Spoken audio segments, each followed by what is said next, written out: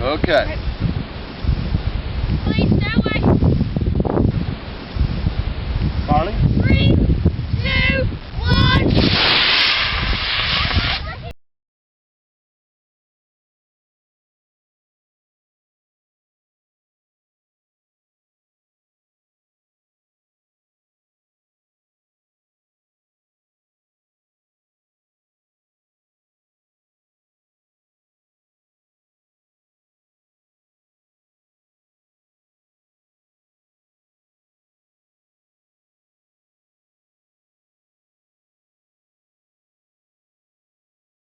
Super nice at home. I couldn't ask for a better older brother.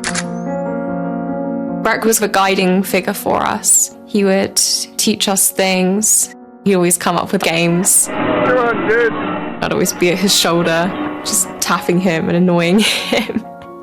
Just desperate to get his attention. He was such a cool older brother.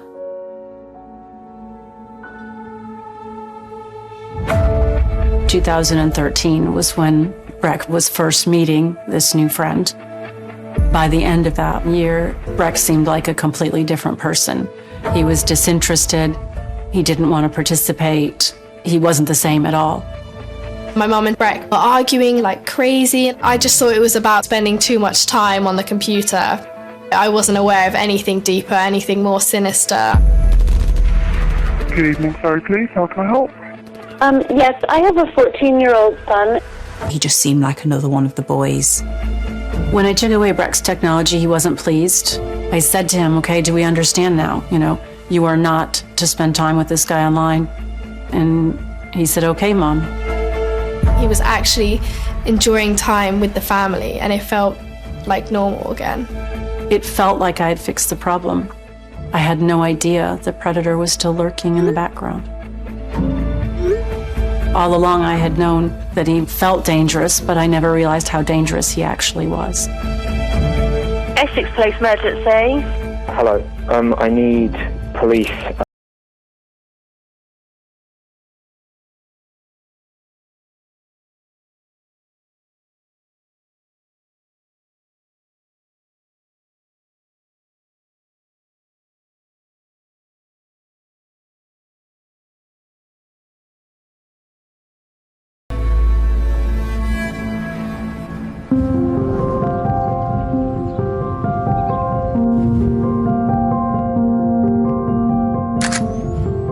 The only time I remember Breck being sad was the day I was meant to go to the hospital to have the triplets. It was confusing for him, and he was crying when I was going to the hospital, which just tugged at my heartstrings. But after that, he just took on the role of big brother. I remember other children being jealous of their siblings, and he just wasn't. He was only 2 when they were born. And if I said, can you get Mommy, some nappies over on the changing table, he'd toddle over and bring them back. I think he actually liked taking on responsibility. He was quite grown up, even from the start. He'd love us, and he really did look out for us.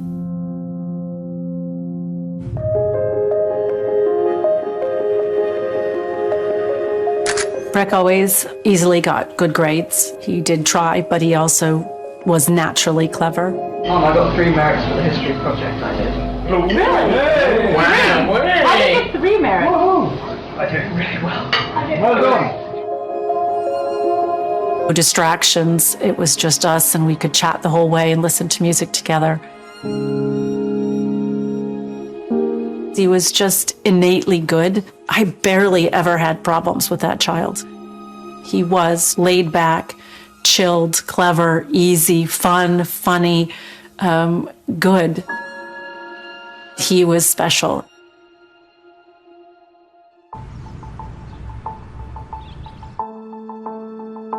As Breck got older, his passions were anything to do with technology. He loved spending time on his devices, gaming, computing. I would enjoy watching Breck play games more than I enjoyed playing them myself. Just Breck being in the middle, all the triplets gathered.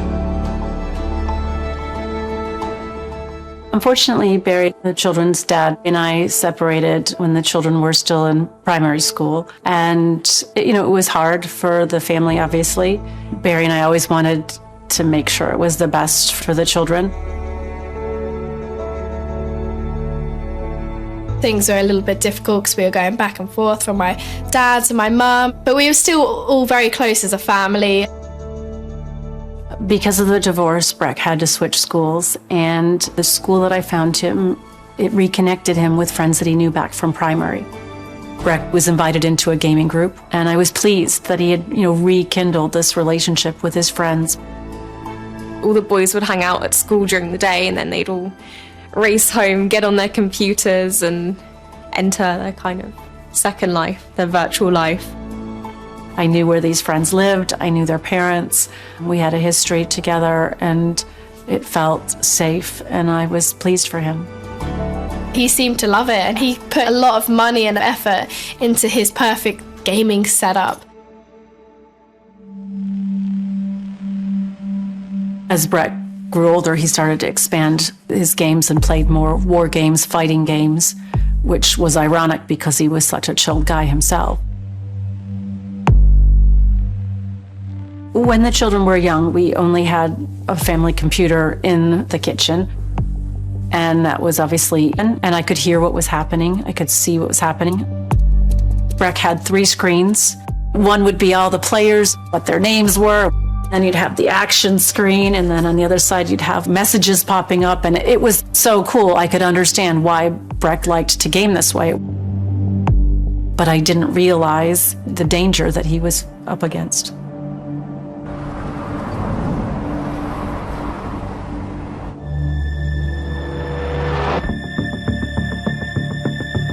When I joined the police, I was a standard police constable. Did that for a number of years.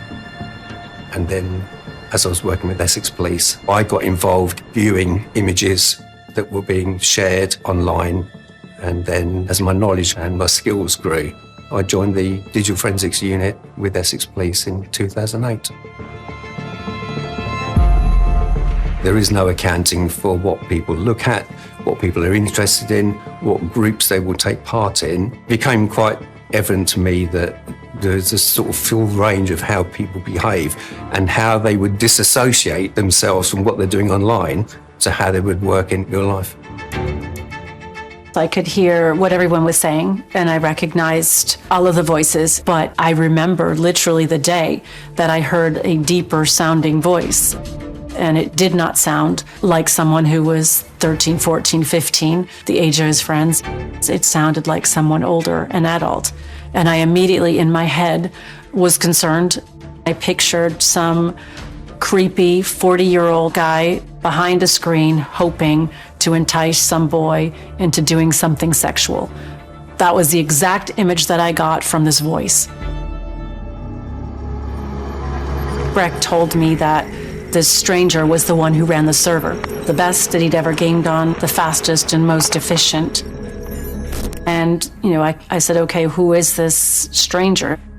Breck told me all about this new friend. He told me he was 17, he had an amazing job in New York City.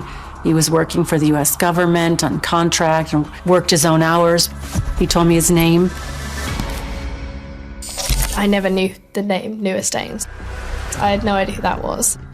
He was talked of as a computer engineer, as having a very successful business, saying that he was like a covert operative. And so he was portraying himself as this very important person who was living this fantastic lifestyle.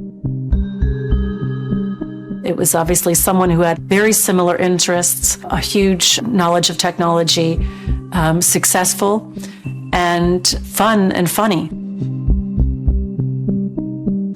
Sometimes I would go into the room and funny things would pop up on the screen. We'd laugh and it'd be entertaining and I'd be like, oh my gosh, they're so quick. If you talked about a news story, it would flash up. If you talked about a movie, it would flash up. But with Breck being just 13, 14, I didn't necessarily want him gaming with 17 or 18-year-olds anyway. I'd rather have him hanging out with kids his own age. Little things started to add up for mum and dad, just as to feeling uncomfortable, getting these little clues as to this really just doesn't seem right.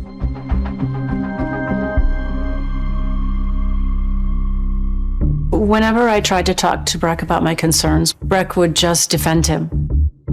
I would say, well, how does he have time to game with you guys if he has this amazing career? And Breck's like, that's because, he can work his own hours. I would ask Breck if he had seen this stranger, this new friend. Breck would say, no, he can't show his face because of the work he does. There was an answer for everything. When I tried to speak to a gaming group, Breck's friends that I knew would get kind of quiet. They didn't want to talk to a mom, whereas the person that I didn't know would speak to me openly. Hey, Mom, how you doing? What's going on? And he would say, oh, yeah, I'm in New York City. It's great. And so, what's the weather like? And, oh, yeah, it's about the same. He never really had any New York stories, even though he claimed to live there. I couldn't gather any information that would lead me to believe that he either lived there or that he was who he said he was.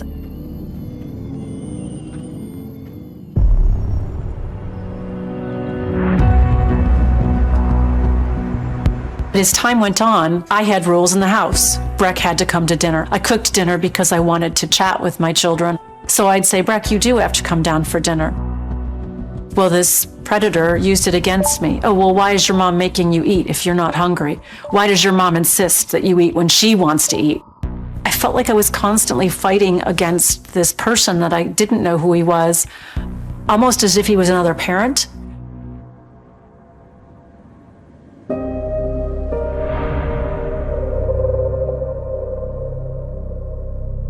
I noticed Breck's personality changing in the summer. He stopped being easy about doing the things that I asked him. He would question them.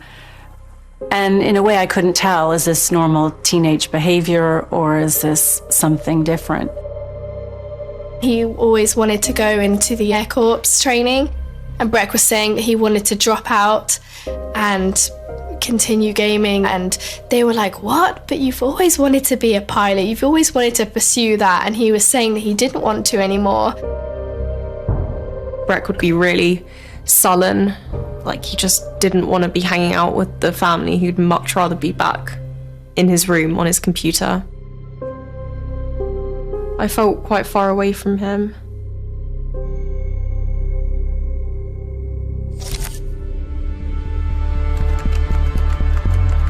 I started to pop in more often to see what I could see. And instead of funny things popping up on the screen, it would be the Wicked Witch of the West from The Wizard of Oz would fly across on her broomstick. And the next time I'd pop into the room, Breck, it's time for dinner, come on.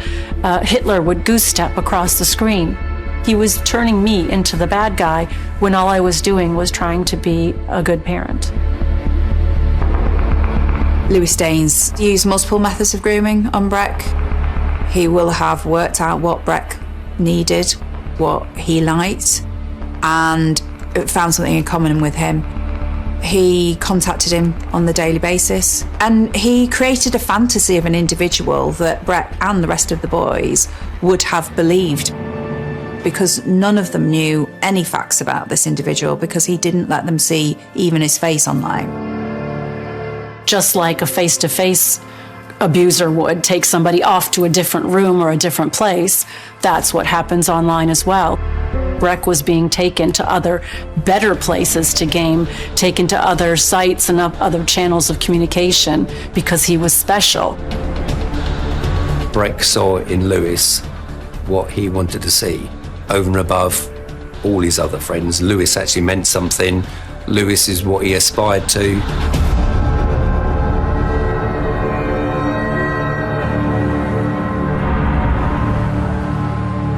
On the day I decided to phone the police, I was scared, but I had a gut feeling that things were quite wrong.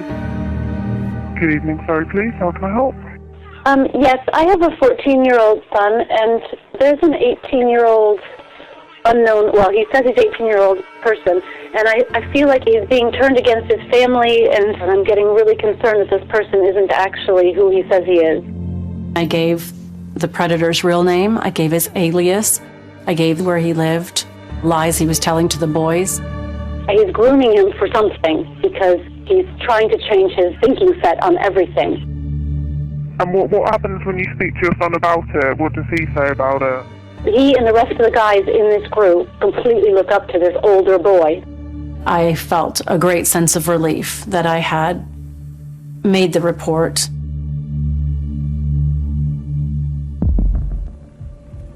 I got off the phone and I took away all of Breck's technology as a stance to say, I'm worried and I need you to take this seriously. But what I missed was a little MP3 player, which was how Breck was able to record the intervention meeting when instructed by this predator. It might sound like paranoia, but it felt like it was even grooming behavior. That's a harsh term to say grooming. Yeah. So that's why we're concerned, Brett. And the stuff that we hear scares us to death. Breck was defending him. He's a good guy. So we said at this meeting, okay, fine, let's meet him. They said they wanted to meet him for coffee, and I remember Breck saying that he didn't want to meet them or something. Breck said he thinks parents are too judgmental. And so we said, well, if he won't meet up with us, what about just the dads? He said, no, he won't. Well, then that's it. We're going to have to forbid you from gaming, speaking, or socializing to this guy because we don't know who he is. The predator now knew that we were onto him. So it became that much more dangerous because everything then went underground and became more secretive.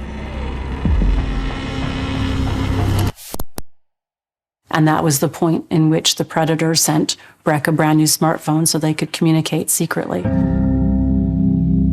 So I think as much as I was trying to do the right thing by forbidding, it's actually a tool that predators will use to make the parents seem as if they're the bad guys.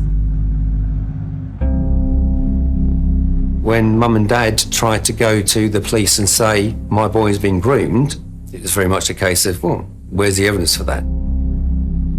Because you've got a child chatting with an older male, but there's no grooming offence going on as such in terms of the legal framework that was required to then try and progress something. Unfortunately, I found out too late that they had closed the investigation that very evening because they didn't recognize the signs of grooming that I was telling them about. There were flags earlier on because Lewis was separating Breck from the rest of the group. Breck was enamoured. Lewis was all that Breck wanted to be in terms of this computer engineer. He was out in America. That's all, wow, that's great.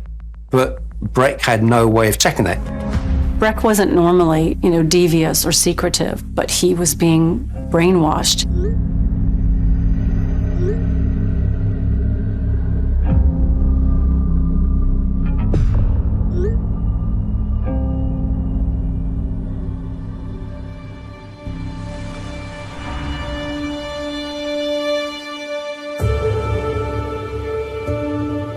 It was Christmas when he had his computers taken away from him, and it was like the perfect Christmas because he wasn't on his computer. It was only a week off of technology, and I got to see more of him, and that's what I wanted. I wanted to spend more time with my children. I didn't want them to be each separated in their own little world. He was actually enjoying time with the family, and it felt like normal again. After Brett got his technology back and he started with the new gaming group with his old friends, he seemed normal. He was happy-go-lucky. He was chilled again. He did his chores again. He came to meals when I asked. I felt that everything was back to normal. I never heard that deep and distinctive voice again.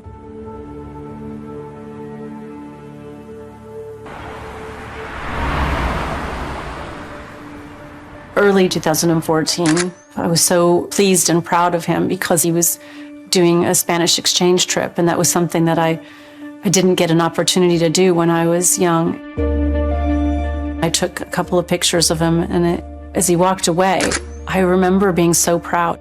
I guess because he was becoming a young man, and I never expected that to be the last time I would see him alive.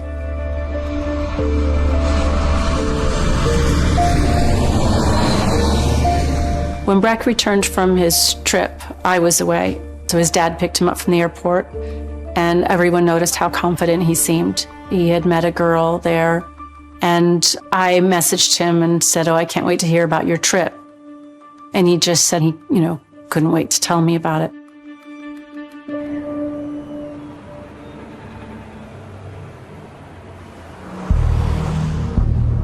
A few days later, Breck asked his dad to go visit a friend from school. There was something about Breck going on a sleepover, and he didn't often do that kind of thing. So I was excited for him that he had something different going on. Breck hadn't lied before. He hadn't snuck off before. He hadn't been bad. So Breck went with his devices to game, to compute, to learn, to laugh, to enjoy his passion. And poor Breck would have never expected how that evening was going to go.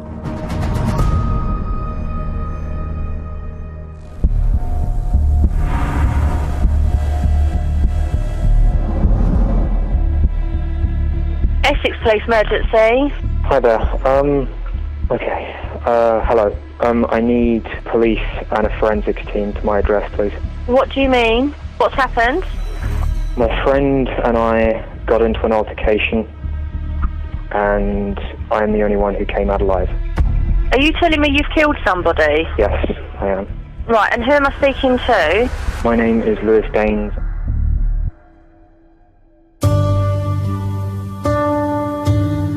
I remember I woke up with an impending sense of doom. And I then get a message from their dad that said Breck didn't come home last night. He stayed at his friend's house, and I can't get a hold of him. And I immediately started to panic. His dad called me back, and it was literally the worst phone call any parent could ever get. And it was his dad saying, "I don't know how to tell you this, but Lewis has killed Breck." And honestly, you might as well just die at the same time. And a huge part of me did. And I couldn't stop screaming, and I had to be sedated. And I just couldn't believe it, because I always knew from the start in my heart that this guy was a baddie, but I had no idea he was a killer.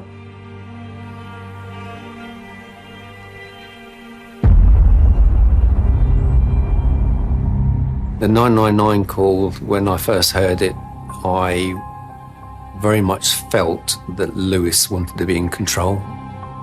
He was measured. There was no real emotion. My friend came to stay the night with me yesterday, feeling very down, feeling suicidal. And I woke up this morning, he was in a mess. I tried to calm him down. I hugged him and said that I was there for him. He shrugged me off. You're telling me he is definitely dead? Yes, I'm telling you, he's definitely dead. The call handler was trying to establish what had taken place. She was trying to understand, but Lewis wanted to get over his side of it. What's happened this morning? He was going on about how he didn't want to go home. He was fed up with his life. He didn't want to go. Right, and okay. I had a penknife folded. He picked it up, opened it, and then lost control. His account of what happened is that there was a struggle, an altercation, because Breck was apparently uncontrollable with emotion in the way that he described it. I, in self-defense, put my left arm up to block him from stabbing me effectively. We struggled. I got him to the ground. He got up. I got the knife. Can you not interrupt me with this part? Okay, go on. Okay. This is being recorded anyway, isn't it? Yeah. It's rehearsed. Sounds rehearsed to me, which is why he's saying, don't stop me. Don't stop me. Because if he gets interrupted, he won't be able to remember the story he's concocted. I don't remember exactly what happened, but the fight ended with me cutting his throat. I believe I turned around and I slashed his throat. He had admitted that he'd caused Breck to die, but he was trying to say it was self-defense. I don't remember what happened after that. All I know is I dropped the knife in my hallway. I stripped down and just sat in the shower. Right, you've left the weapon in the hallway. Yes. The very fact that he went and sat in the shower for a while, then decided to then ring the police, you're then starting to think, well, actually, he's trying to get his head together before he calls the police to say, yeah, I've killed somebody. And has spent how long sitting in the shower? I don't know. Look, are the police on their way? I can hear something. They are. I'm going to go and do my part. Please, thank you for your help. Right, just listen.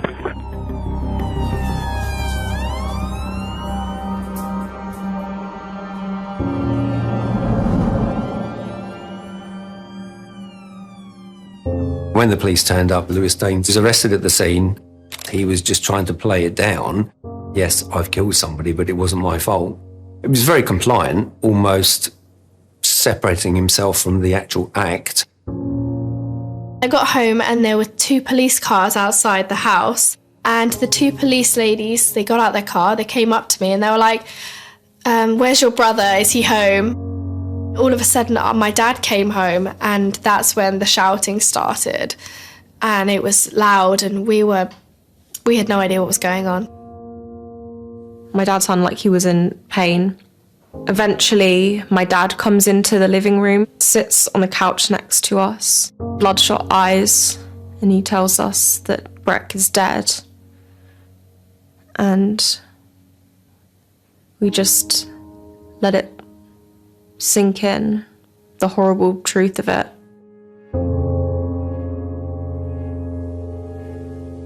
That was the first time we heard it.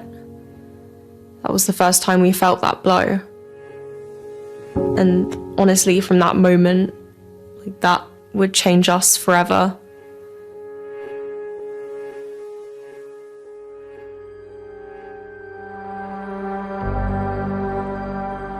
When I got to the address, it was very tidy. In the lounge, I saw that there was a laptop on the sofa, which was Lewis Daines' laptop. I was then asked if I could seize the laptop from in the bedroom. I hadn't realised that when I walked into the bedroom that Breck was still on the floor. He was covered in blood, the bed was covered in blood, and the laptop was covered in blood. I was directly into the bathroom because in the sink there were 3 mobile phones and a couple of hard drives and some USB sticks which had been put into the water. They were a priority because they needed to be dried out to a state where we could then start getting data from them. Detectives and forensic experts would be looking for a variety of different evidence at a crime scene. First of all, they would be looking for hair, so anything that could contain DNA, skin, looking for signs of a struggle, any breakages in the house, assessing the crime scene to see if there's anything in that environment that could give them clues as to what had happened. There was duct tape in the bin in the bedroom, but there's also duct tape in the bin outside. And there was forensic material that suggested there had been some sort of sexual activity between Breck and Lewis at some point. They found DNA on the tape which matched the hairs on Breck's legs. They found blood-stained clothes. They found a tube of lubricant with blood on it as well. And this certainly would suggest that Breck was tied up and assaulted. Daines' account of Breck, apparently uncontrollable with emotion, doesn't support that at all. The evidence found was actually that he would have been incapacitated because he was tied up. The last activity from the laptop that Breck had was at 9:15 the morning of his murder. Or the 999 call went into the police at about 11 o'clock. So 2 hours before he was killed, Breck was still doing something with his laptop. And so I think he would just have been completely unaware. He would have been there doing what he enjoyed doing, which is playing with his computers. Police found loads of evidence at the killer's flat. Breck had been lured there. It was premeditated. There was evidence that they had pizza, which Breck loved. They found, a bag of Breck's belongings, and all of his devices were destroyed. But for some reason, one of Breck's devices was in his bag undestroyed. And so that helped police get more evidence, because they were really struggling to get the evidence off of the other devices. We found a hard drive that had been opened up and the chip had been scored across the back, which stopped that working. But the important one was Breck's tablet, which we were able to get into, and that's where most of the communication data in relation to Breck and Lewis came from.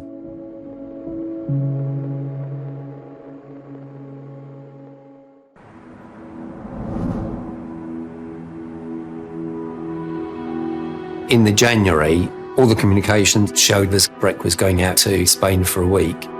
I think Lewis was quite nervous about this because Breck was going to be with another group of friends. He was going to be out somewhere else, which Lewis didn't like. He could lose Breck because Breck was going to become involved with another group of people. So he panicked and said, "Can you research the online platform that was being developed at the time?"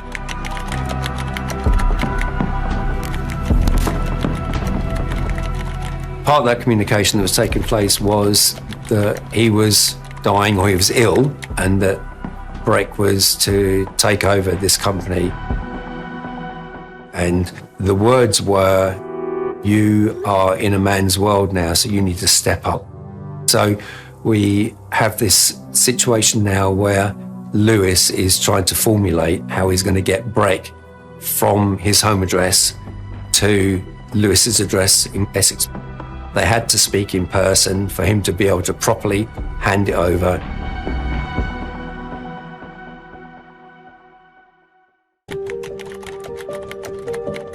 Breck would have probably been looking forward to seeing his friend in person. But as a 14-year-old, you wouldn't necessarily recognise some of the language as being coercive control, which is what they were at this point. You would say that's the ultimate dream for a 14-year-old, to be handed a company that's worth millions that he's going to run. It was arranged on the beginning of February that Breck would be visiting Lewis. But the parents didn't know this, of course.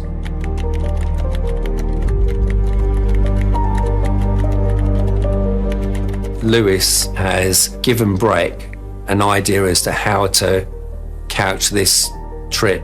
He's said that on the day to tell his dad that he's going to go to a friend's address, which is 2 roads away, but not to say anything until he is actually in Lewis's address. So Dad's thinking Breck's just around the corner, but he's 30 odd miles away.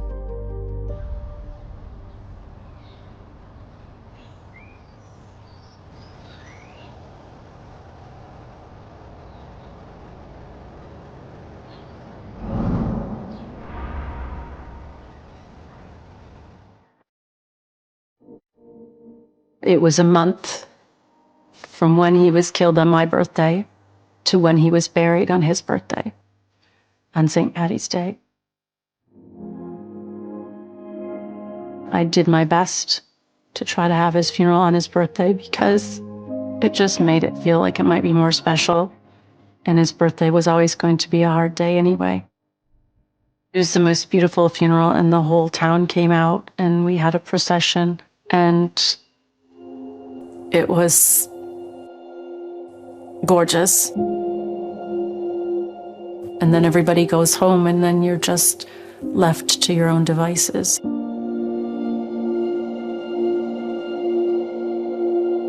It was only after the family had left and all that chaos was gone that I started having to figure out how to live with my grief and how to learn to live with that gap in my life that Breck had left.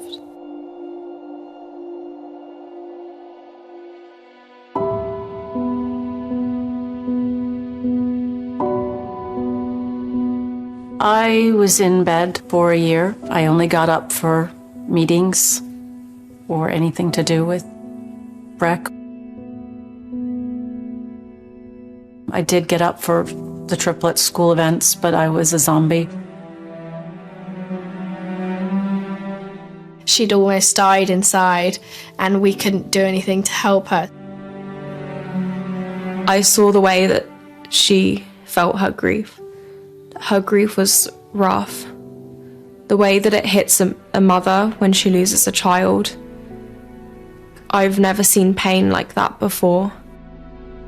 The triplets not only lost their brother, they lost a normal acting mother. Luckily, I had my siblings who were going through the exact same thing, so we sort of carried ourselves through that. We were all 12. I really couldn't have done it without them.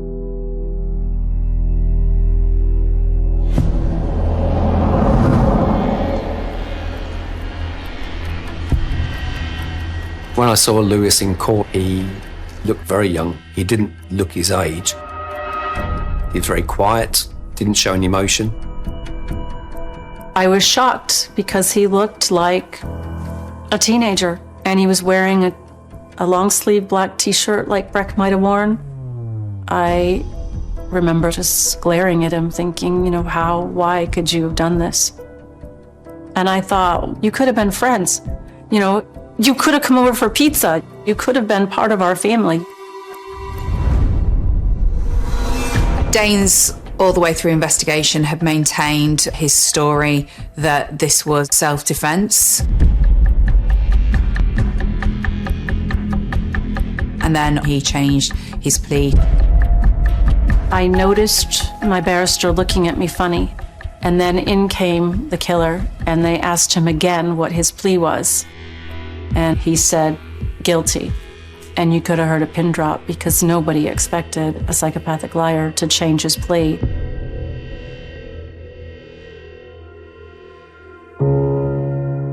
The only way of him taking back control over this situation is to be honest and plead that he's guilty. It saved us from sitting through weeks and weeks of hell. But then in the sentencing, we did still have to sit through a lot of the horrific, things that Breck endured. When I think about that last moment, he must have said, oh my God, my mom was right. My mom was right. But it was too late.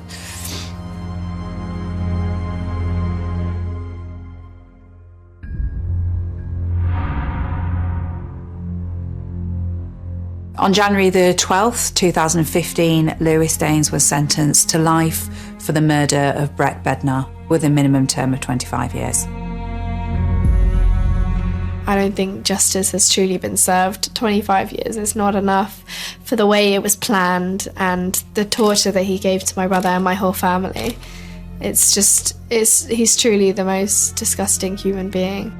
I just couldn't imagine that someone so young would be so cunning and manipulative to be able to do that to a young child. He had a record. He had groomed a boy in the States as well as boys in the UK. He had sexually assaulted a boy his own age, and he was known to have indecent images of boys in his computer. Although Danes looked very young, he was an 18-year-old man who was grooming a 14-year-old. The fact that they found child pornography on his computer isn't surprising. Danes was a paedophile at the end of the day.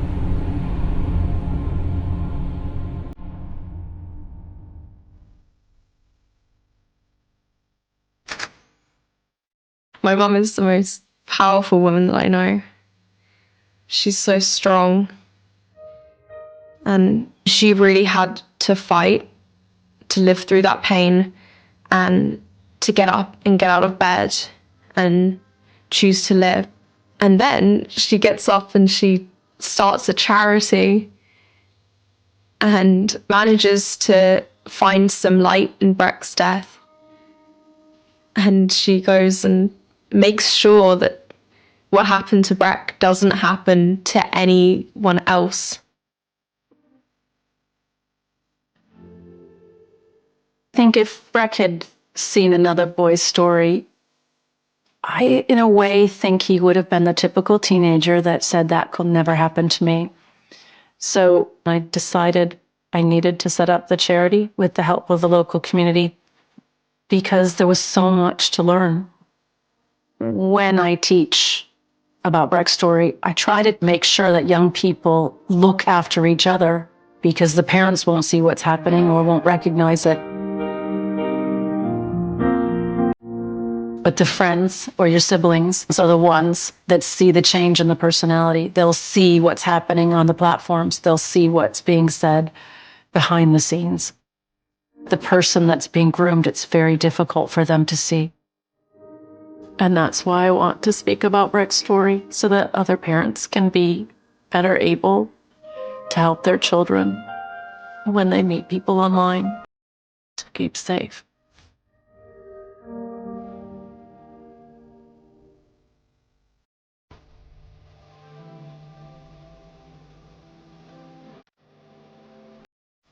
I feel bad that Breck didn't get to reach his full potential. He was so clever. I mean, far surpass any cleverness I've ever remotely had. And just good, innately good and kind. He was just a great older brother because he was so driven by his passions. He was truly someone to look up to. Whenever I do something cool, I like to think that he can see it too.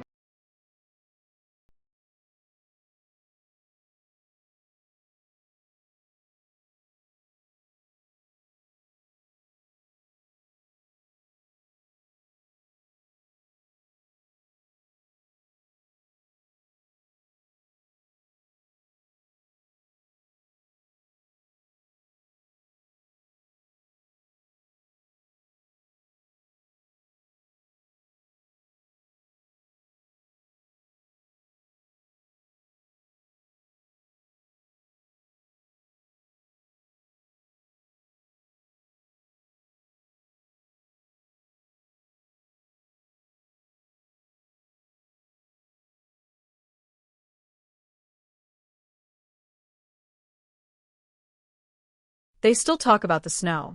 Not the kind children celebrate. Not the kind that decorates postcards and Christmas songs.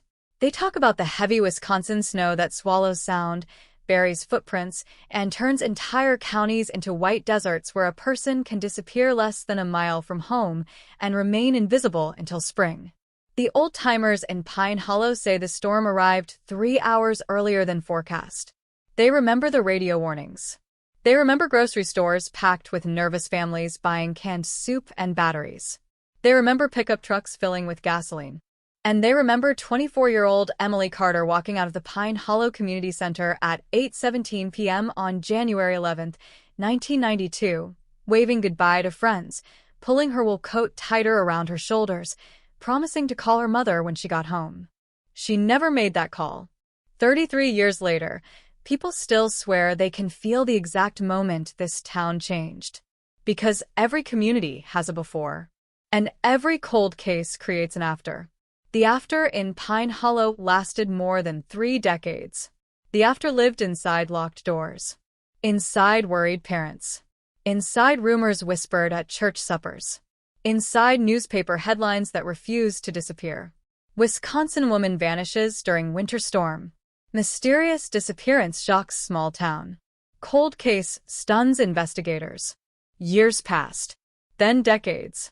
And eventually people stopped asking who took Emily Carter. They started asking a more frightening question. What if someone among them always knew? The answer, when it finally arrived through modern DNA technology, would destroy assumptions that had survived an entire generation.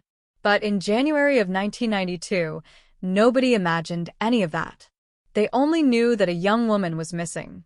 Emily Carter grew up in Pine Hollow the way most people there did. Friday night football. Church every Sunday. Fishing with her father during summer mornings. The daughter of a mechanic and a school secretary. No enemies. No scandals. No dramatic secrets. The kind of person local newspapers describe using words like beloved and bright. She worked part-time at the county library while finishing a degree in education. Children adored her. Teachers praised her. Neighbors trusted her. In a town of fewer than 4,000 residents, trust mattered more than currency.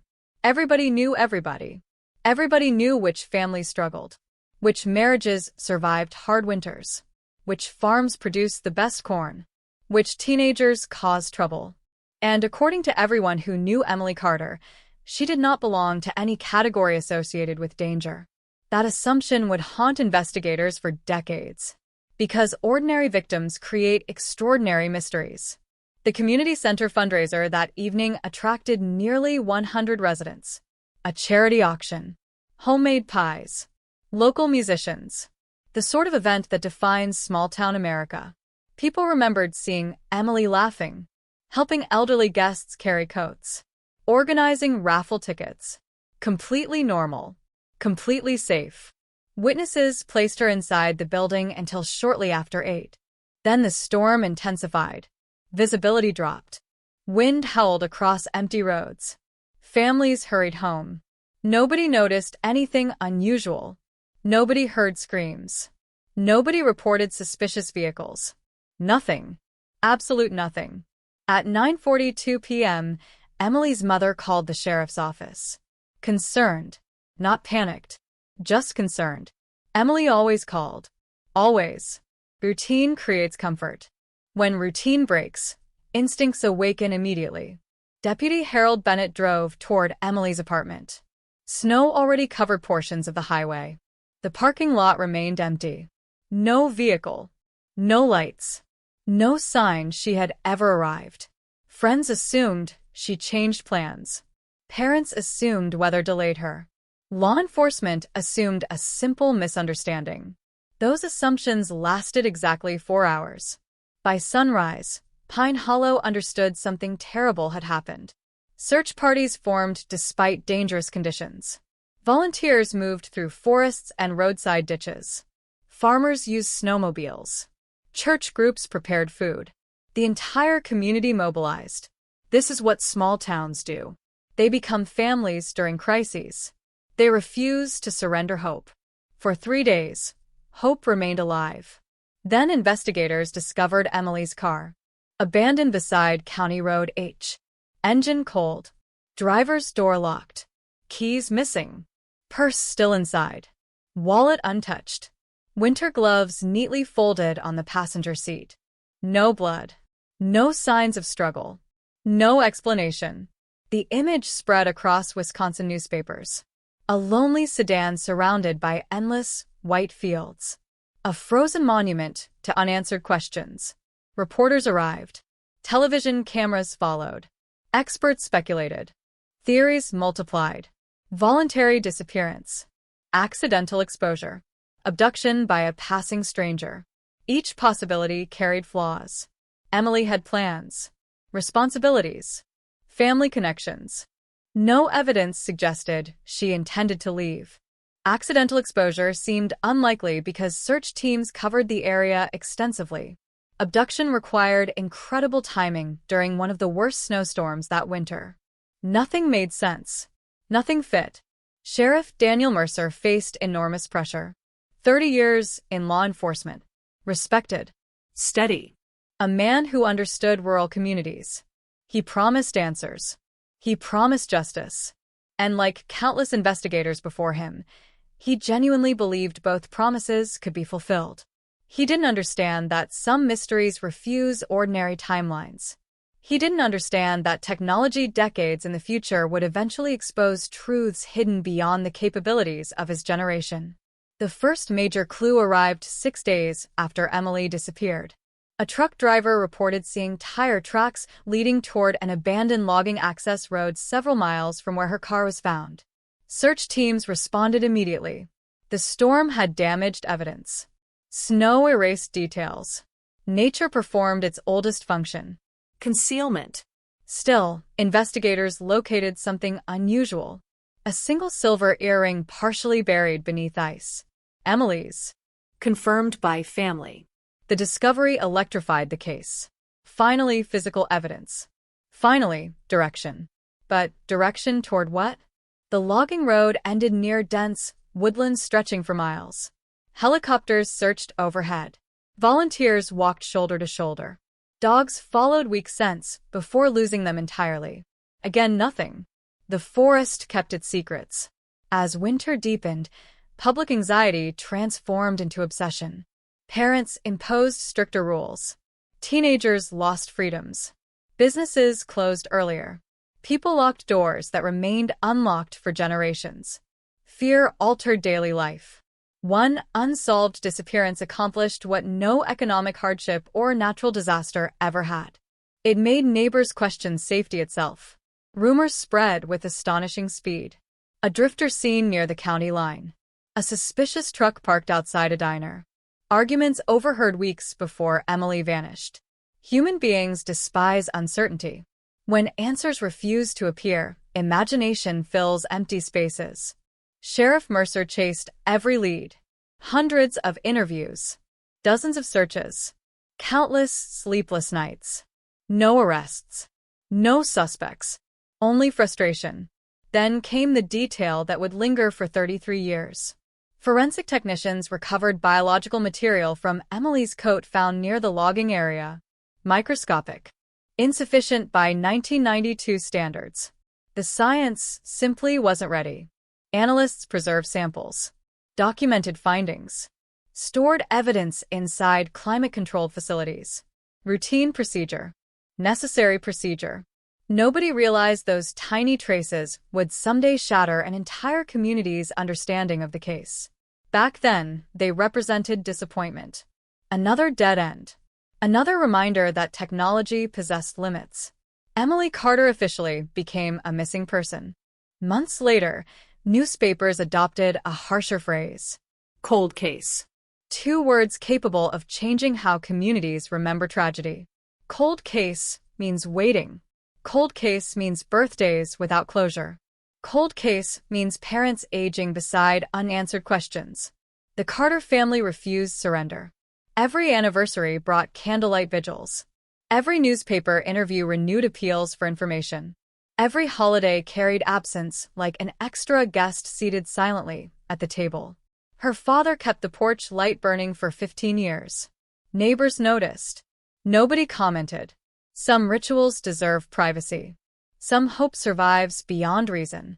Pine Hollow learned to coexist with uncertainty. Children grew into adults hearing warnings about Emily Carter. Lock your doors. Call when you arrive home. Never assume familiar places guarantee safety. The story transformed into local folklore while remaining painfully real for those who lived through it. New sheriffs inherited old files. New detectives studied fading photographs. Technology improved. Interest returned periodically. Nothing changed. Nothing moved. Nothing emerged from frozen history. Until one retired evidence technician, organizing archival materials in 2024, noticed a notation buried inside the original forensic inventory. Biological trace preserved for future analysis. 3 decades earlier, those words meant almost nothing. By modern standards, they meant possibility. The sample remained intact. Small. Fragile, but intact. And in laboratories unimaginable to investigators from 1992, tiny fragments become voices. Tiny fragments become witnesses. Tiny fragments refuse to forget. Nobody in Pine Hollow knew it yet. Nobody drinking coffee at the Main Street diner understood. Nobody attending Sunday services imagined. The case they believed belonged entirely to the past was preparing to return with devastating force. Because DNA does not care about local legends. It does not respect reputations. It does not honor decades of assumptions. It speaks one language. Truth. And when that truth finally emerged, Wisconsin would witness a revelation more chilling than any theory whispered during 33 long winters. The monster people feared had never come from outside their community. The storm that swallowed Emily Carter on that January night concealed something far more terrifying. Someone already known. Someone already trusted. Someone who spent decades watching memorial services, reading anniversary headlines, and living comfortably beneath the protection that uncertainty provides. Until science reached across time. Until forgotten evidence found its voice. Until a cold case stopped being cold and began burning through every illusion Pine Hollow had carefully preserved since the winter of 1992. Winter never truly leaves northern Wisconsin. It retreats. It waits. And in Pine Hollow, people learned that unsolved crimes behave the same way. The Emily Carter case never disappeared. It settled into the landscape, into family conversations, into newspaper archives yellowed by time, into the minds of parents who still glanced twice through windows whenever their children arrived home after dark. 33 years created distance. But distance is not the same thing as healing. By February of 1992, the search for Emily had transformed from emergency response into relentless obsession. Sheriff Daniel Mercer refused to slow down. 3 counties assisted. State investigators joined the effort.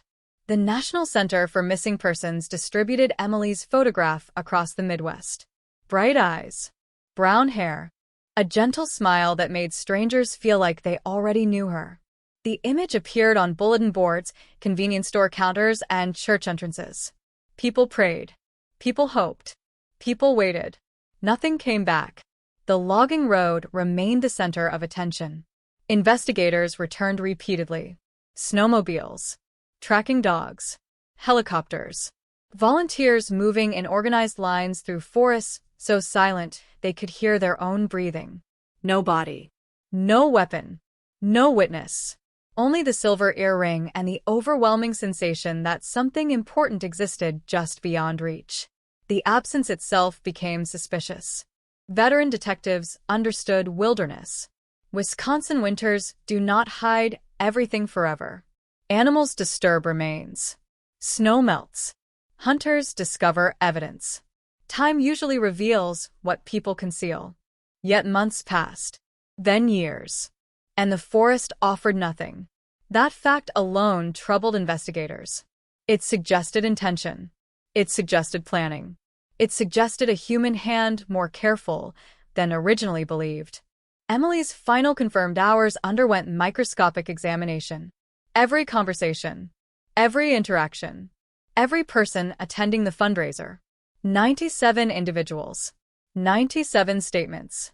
97 lives temporarily frozen beneath investigative scrutiny. Most accounts aligned perfectly. People remembered Emily helping organize donations. Remembered her laughing near the dessert tables. Remembered her discussing plans for the upcoming school semester. One witness recalled something unusual. Not dramatic. Just unusual. Emily appeared distracted during the final hour. She checked her watch repeatedly. She stepped outside once despite worsening weather. When asked later, she simply smiled and said she needed fresh air. The details seemed insignificant. At first. Cold cases are filled with insignificant details that eventually become mountains. Deputy Harold Bennett remembered another moment. He saw Emily near the entrance, speaking with someone shortly before leaving. The problem was visibility. The storm intensified. People wore heavy coats and winter hats. Faces blurred. The person appeared male. Average height. Nothing more. Nothing useful. Nothing investigators could build upon. Yet the image remained trapped inside Bennett's memory for decades. A shadow near a doorway. A conversation lost to snow and time. The Carter family endured unbearable attention. Reporters camped outside their home. Psychics called constantly. Tips arrived from across the country. Some sincere. Some absurd. One woman claimed Emily lived under another identity in Arizona. Another insisted extraterrestrial involvement explained the disappearance. Human imagination becomes dangerous when reality refuses cooperation.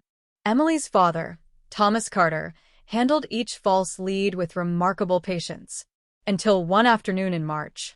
A television crew requested another interview. He declined. The reporter persisted. Thomas finally answered with words Pine Hollow never forgot. My daughter isn't a mystery for entertainment. She's a person waiting to come home. The statement appeared on front pages throughout Wisconsin. Public fascination quieted temporarily. Respect returned. But pressure upon investigators only intensified. Sheriff Mercer knew something critical. Most violent crimes in rural communities involve familiar faces. Statistics supported that reality. Strangers receive headlines. Acquaintances create actual danger. The possibility haunted him. Someone within Pine Hollow might know more than they admitted. Someone might be attending church every Sunday, buying groceries, coaching Little League, participating in search parties. The thought poisoned trust. Mercer ordered secondary interviews. Friends, co-workers, neighbors, former classmates. Patterns emerged. Emily was well-liked, intelligent, responsible. Yet several people described a recent change. Subtle. Difficult to define. She had become interested in old local history, particularly unsolved disappearances from previous decades. The topic fascinated her. She spent extra hours inside library archives, read newspaper clippings, asked elderly residents questions about events many preferred forgetting. At first glance, the information seemed irrelevant. A harmless hobby. Curiosity. Nothing more. But investigators documented everything. Routine demands thoroughness. And thoroughness sometimes preserves truths generations later finally understand. One name surfaced repeatedly. Margaret Doyle. 72 years old. Former librarian. Emily often visited her after work. The old woman possessed extensive knowledge regarding Pine Hollow history.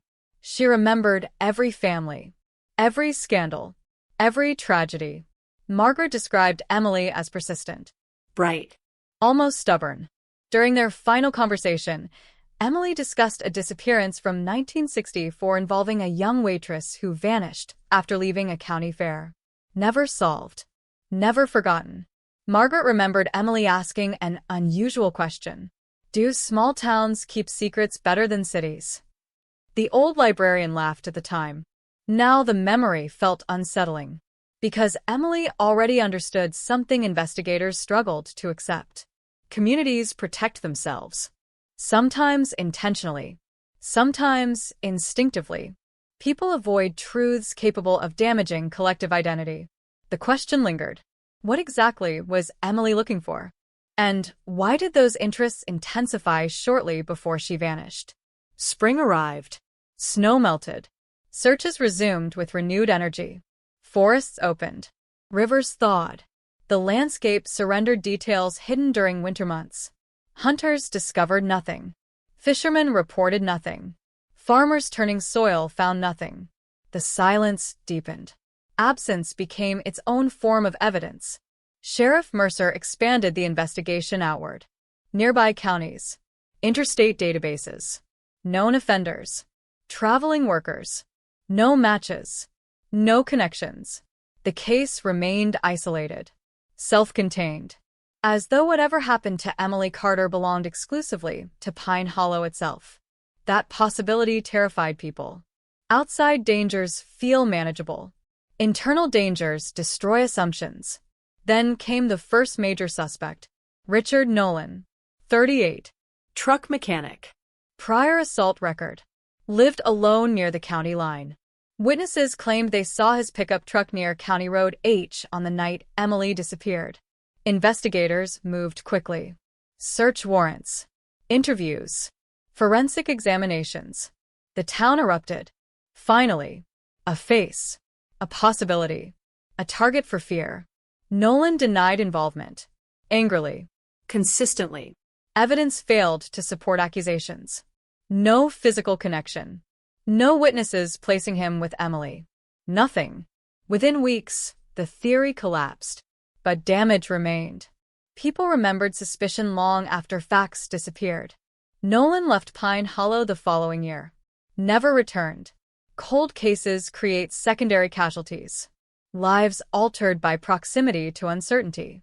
The biological material recovered from Emily's coat remained locked inside evidence storage.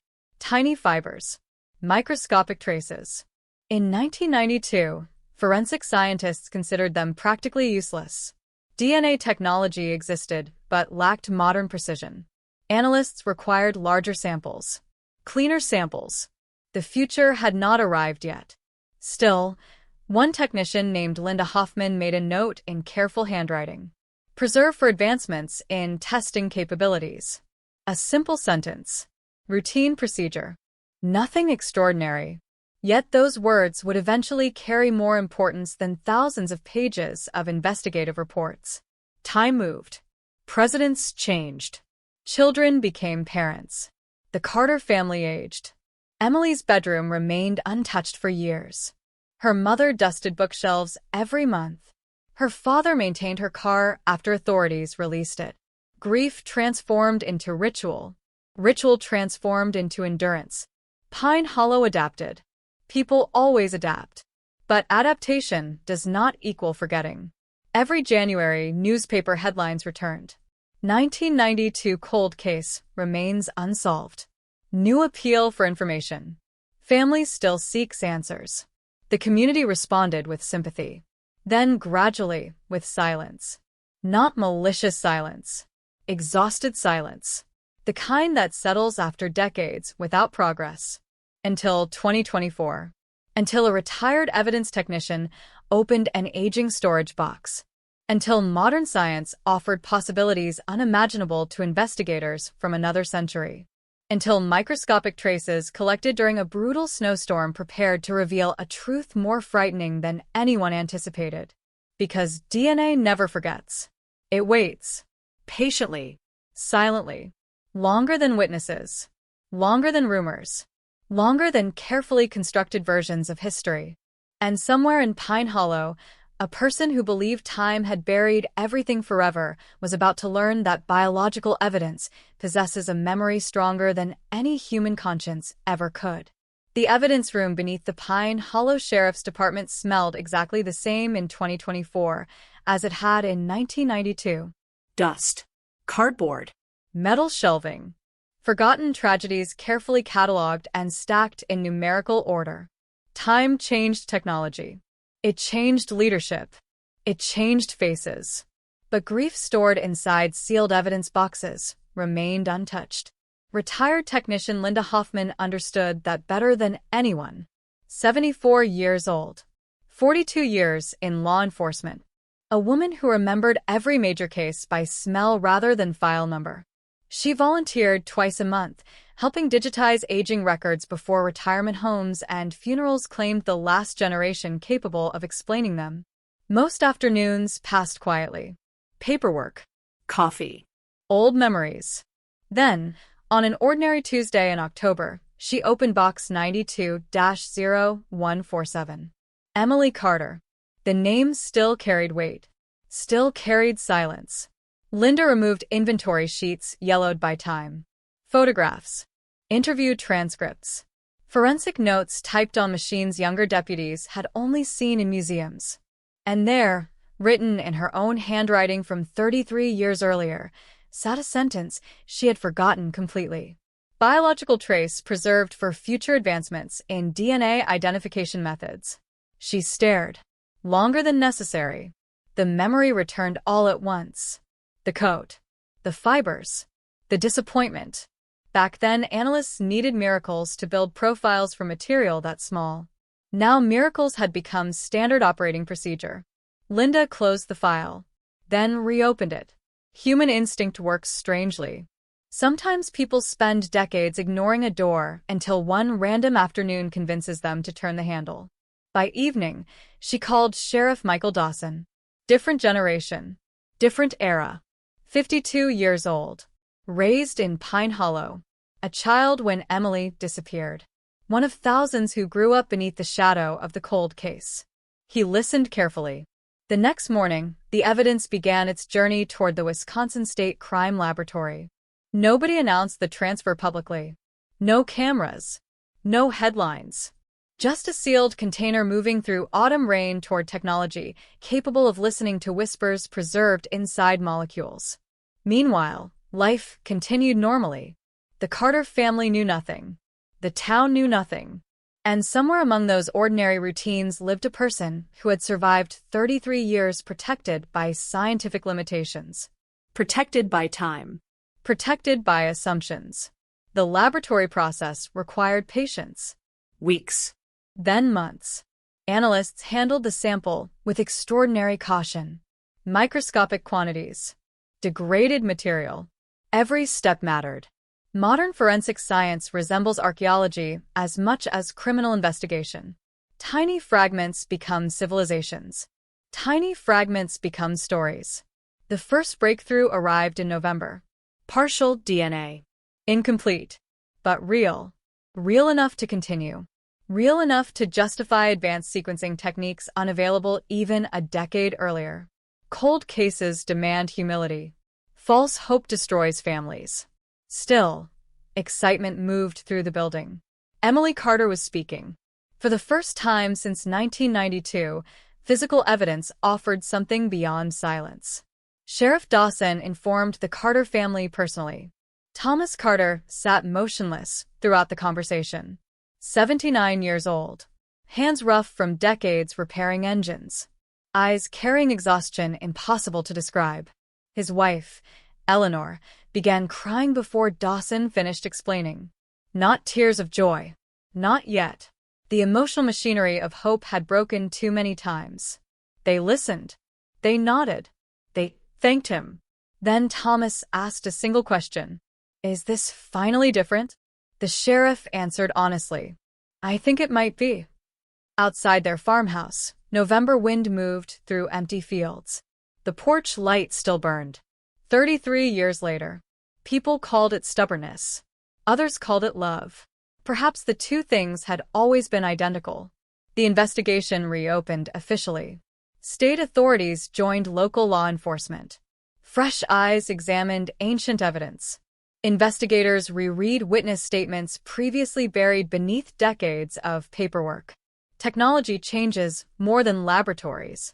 It changes perspective. Details dismissed in one generation become critical in another. Deputy Harold Bennett, now 81, received a phone call. The former officer arrived carrying notebooks preserved since retirement. Personal notes. Observations never included in official reports. The habits of old policemen die hard. One entry immediately attracted attention.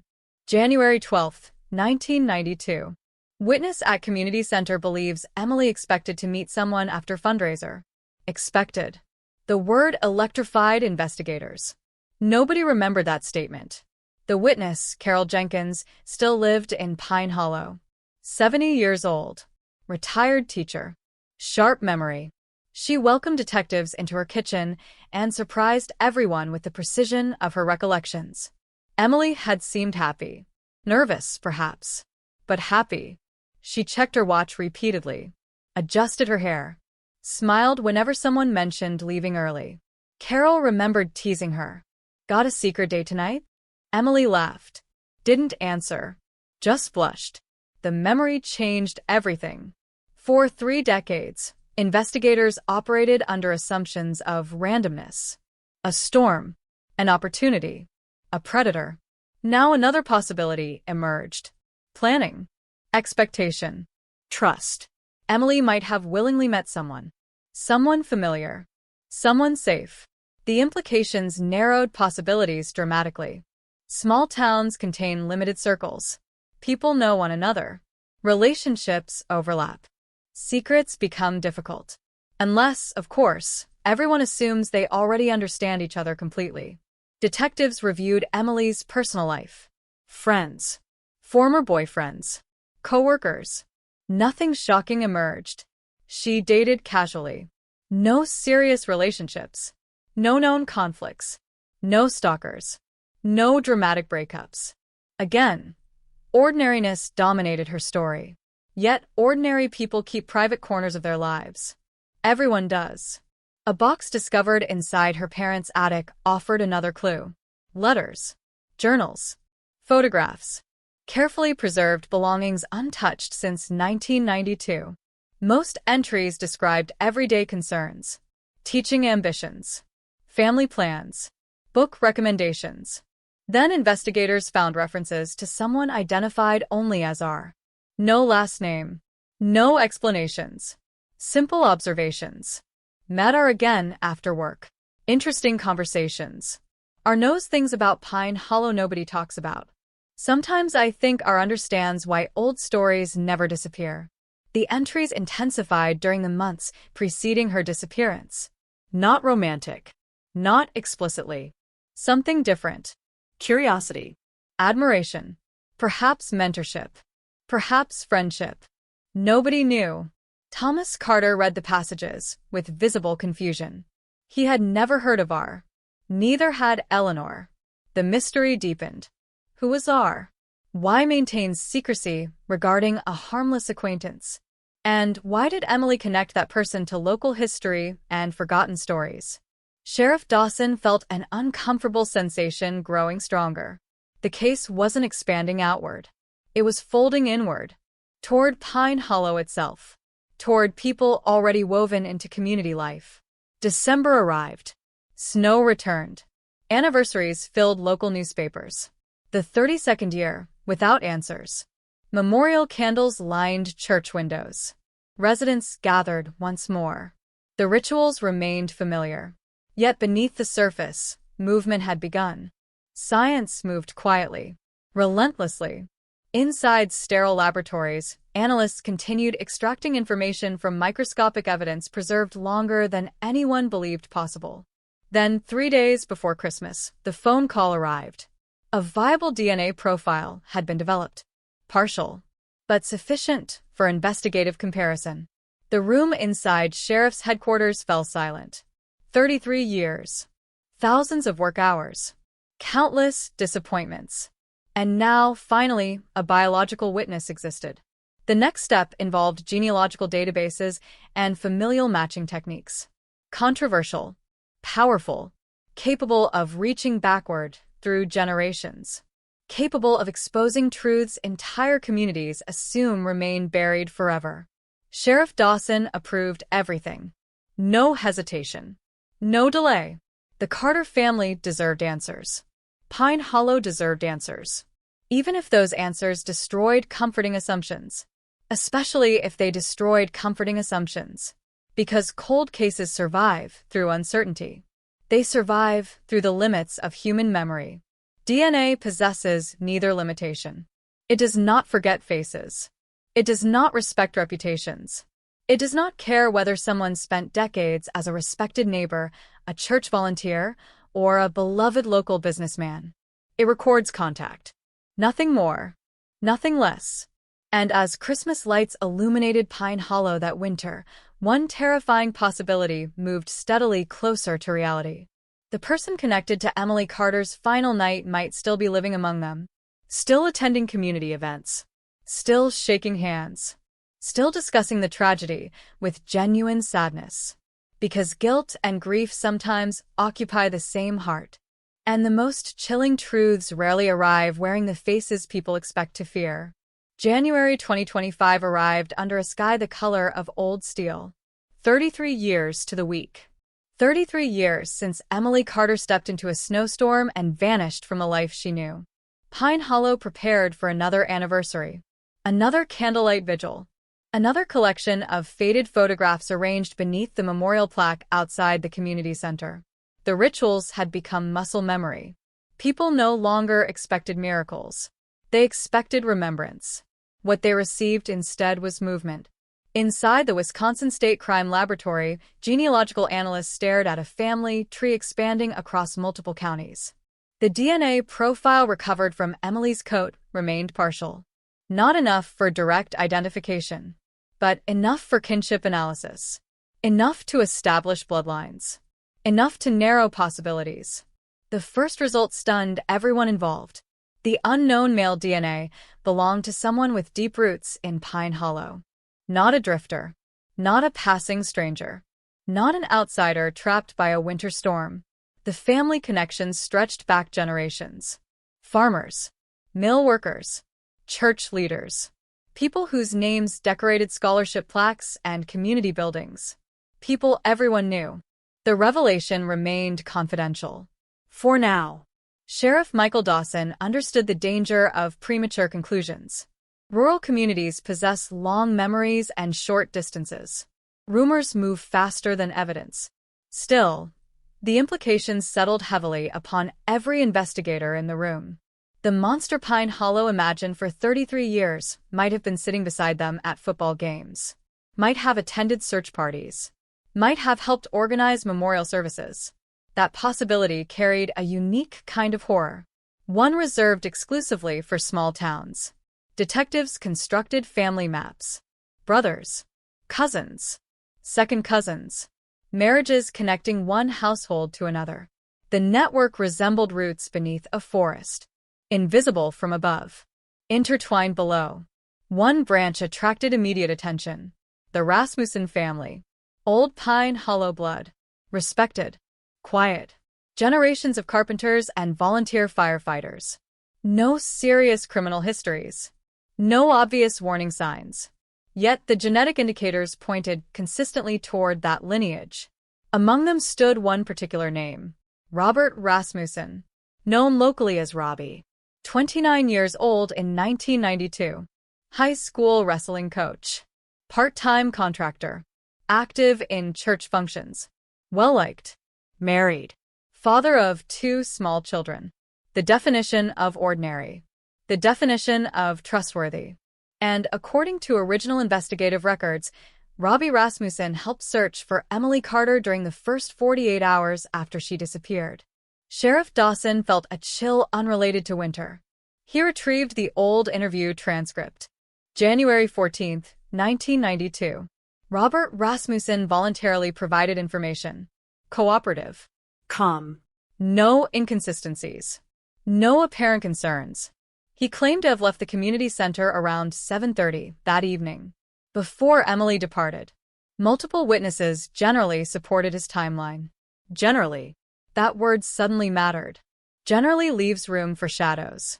Generally leaves room for mistakes. Generally keeps cold cases alive. Investigators re-examined every statement mentioning Rasmussen. Tiny details emerged. Nothing explosive. Nothing dramatic. But patterns began forming. A volunteer remembered Robbie returning to the search headquarters unusually late during the first night. Another recalled him insisting that teams concentrate around County Road H. Someone else remembered him speaking with Emily during community events throughout the autumn of 1991. Friendly conversations. Harmless interactions. The kind nobody notices until years later. Until context changes everything. Meanwhile, Pine Hollow prepared for the annual vigil. Thomas Carter stood before reporters with the same dignity he displayed for decades. His hair had turned completely white. His voice moved slower. But the pain remained untouched by time. We remember Emily because remembering is all we've ever had. The sentence appeared in newspapers across Wisconsin. Nobody outside law enforcement understood that remembrance was about to collide with science. And science rarely asks permission before altering history. Lena Brooks, the state's lead genealogical investigator, pushed deeper into digital archives. Marriage licenses. School yearbooks. Employment records. The objective remained simple. Place Robert Rasmussen within Emily Carter's world. Find intersections. Find opportunities. Find explanations. The first breakthrough arrived through the county library. Ironically, the very building where Emily spent so much of her life. Archived volunteer schedules revealed something forgotten entirely. Robbie Rasmussen participated in a local historical preservation committee during 1991. Emily assisted the same organization. Meetings occurred twice each month. They knew each other. Not casually. Not distantly. They worked together. Shared projects. Shared conversations. Shared interests in Pine Hollow history. Suddenly, the mysterious figure identified only as are in Emily's journals acquired terrifying new significance. Met her again after work. Are knows things about Pine Hollow nobody talks about. The words echoed through the investigation like distant thunder. Are. Robert. Robbie. Could it truly be that simple? Detectives resisted conclusions. Experience demanded caution. Coincidences exist. Assumptions destroy cases. Evidence matters. Only evidence. Yet every new discovery tightened the circle. Former committee members described their relationship as intellectually close. Robbie loved local folklore, old disappearances, family histories, forgotten scandals. Emily admired older residents who preserved community memory. The connection made sense. Perfect sense. Perhaps too much sense. Sheriff Dawson requested a discreet background review. No public announcements. No interviews. No accusations. Just facts. Robert Rasmussen died in 2011. Heart failure. 68 years old. Buried less than 3 miles from Emily Carter's memorial site. He lived his entire adult life in Pine Hollow. Raised children. Welcomed grandchildren. Received recognition for volunteer work. The town respected him. The town trusted him. And if the DNA evidence continued pointing toward his family line, the implications would devastate everyone who knew him. Investigators located surviving relatives. Standard procedure. Necessary procedure. The requests remained careful. Non-accusatory. Scientific. One nephew agreed to provide genealogical information. No suspicions. No resistance. Weeks passed. Laboratories worked quietly. The machinery of modern truth moved with patient precision. Then another piece emerged from forgotten records. Telephone logs. Paper copies preserved inside county archives. Emily received 3 calls during the week before her disappearance from a landline registered to Rasmussen Construction. Short conversations. Nothing alarming, but enough to establish direct contact. Her parents never knew. Friends never mentioned it. The connection existed entirely outside public understanding. Why? What were they discussing? Historical projects? Personal matters? Something else? Questions multiplied. Answers remained frustratingly distant. Yet the walls surrounding the mystery continued closing. One evening, Sheriff Dawson drove alone past the old community center. Snow covered the parking lot exactly as it had in photographs from 1992. Memory plays cruel games. Places remain. People disappear. Truth waits. He imagined Emily walking toward her car. He imagined trust. Because trust defines small-town existence. You wave at familiar faces. You accept help. You believe decades of shared community create safety. The alternative is unbearable. And perhaps that was why nobody ever considered Robert Rasmussen. He belonged. He volunteered. He prayed beside everyone else. He helped search. Human beings struggle to imagine danger wearing familiar smiles. The next laboratory report arrived on January 23rd. Investigators gathered silently. No one touched coffee. No one spoke unnecessarily. The familial match strengthened dramatically. Statistically overwhelming. The unknown DNA almost certainly originated from a close relative of Robert Rasmussen. The margin for coincidence approached impossibility. Still, one final step remained. One final confirmation. One final door separating suspicion from truth. Outside, church bells echoed across Pine Hollow. Children walked home from school. Ordinary life continued. Unaware that a secret preserved through 3 decades, protected by reputation and buried beneath winter after winter, was beginning to crack open. And somewhere within that approaching revelation waited a question more frightening than who harmed Emily Carter. The real question was this. How many people had unknowingly trusted the man connected to her final night? How many memorial services had he attended? How many candles had he lit? How many times had he stood beside grieving parents while carrying knowledge no storm, no investigation, and no passage of time had ever managed to uncover? The answer, investigators feared, would be more chilling than the crime itself. The snow returned on the last weekend of January, covering Pine Hollow in the same suffocating silence that had haunted the town since 1992. People often describe winter as peaceful. They are wrong. Real winter is quiet in the way abandoned churches are quiet. in the way empty hospitals are quiet. It swallows sound. It stretches distance. It convinces human beings that they are alone even when neighbors live only a few hundred feet away.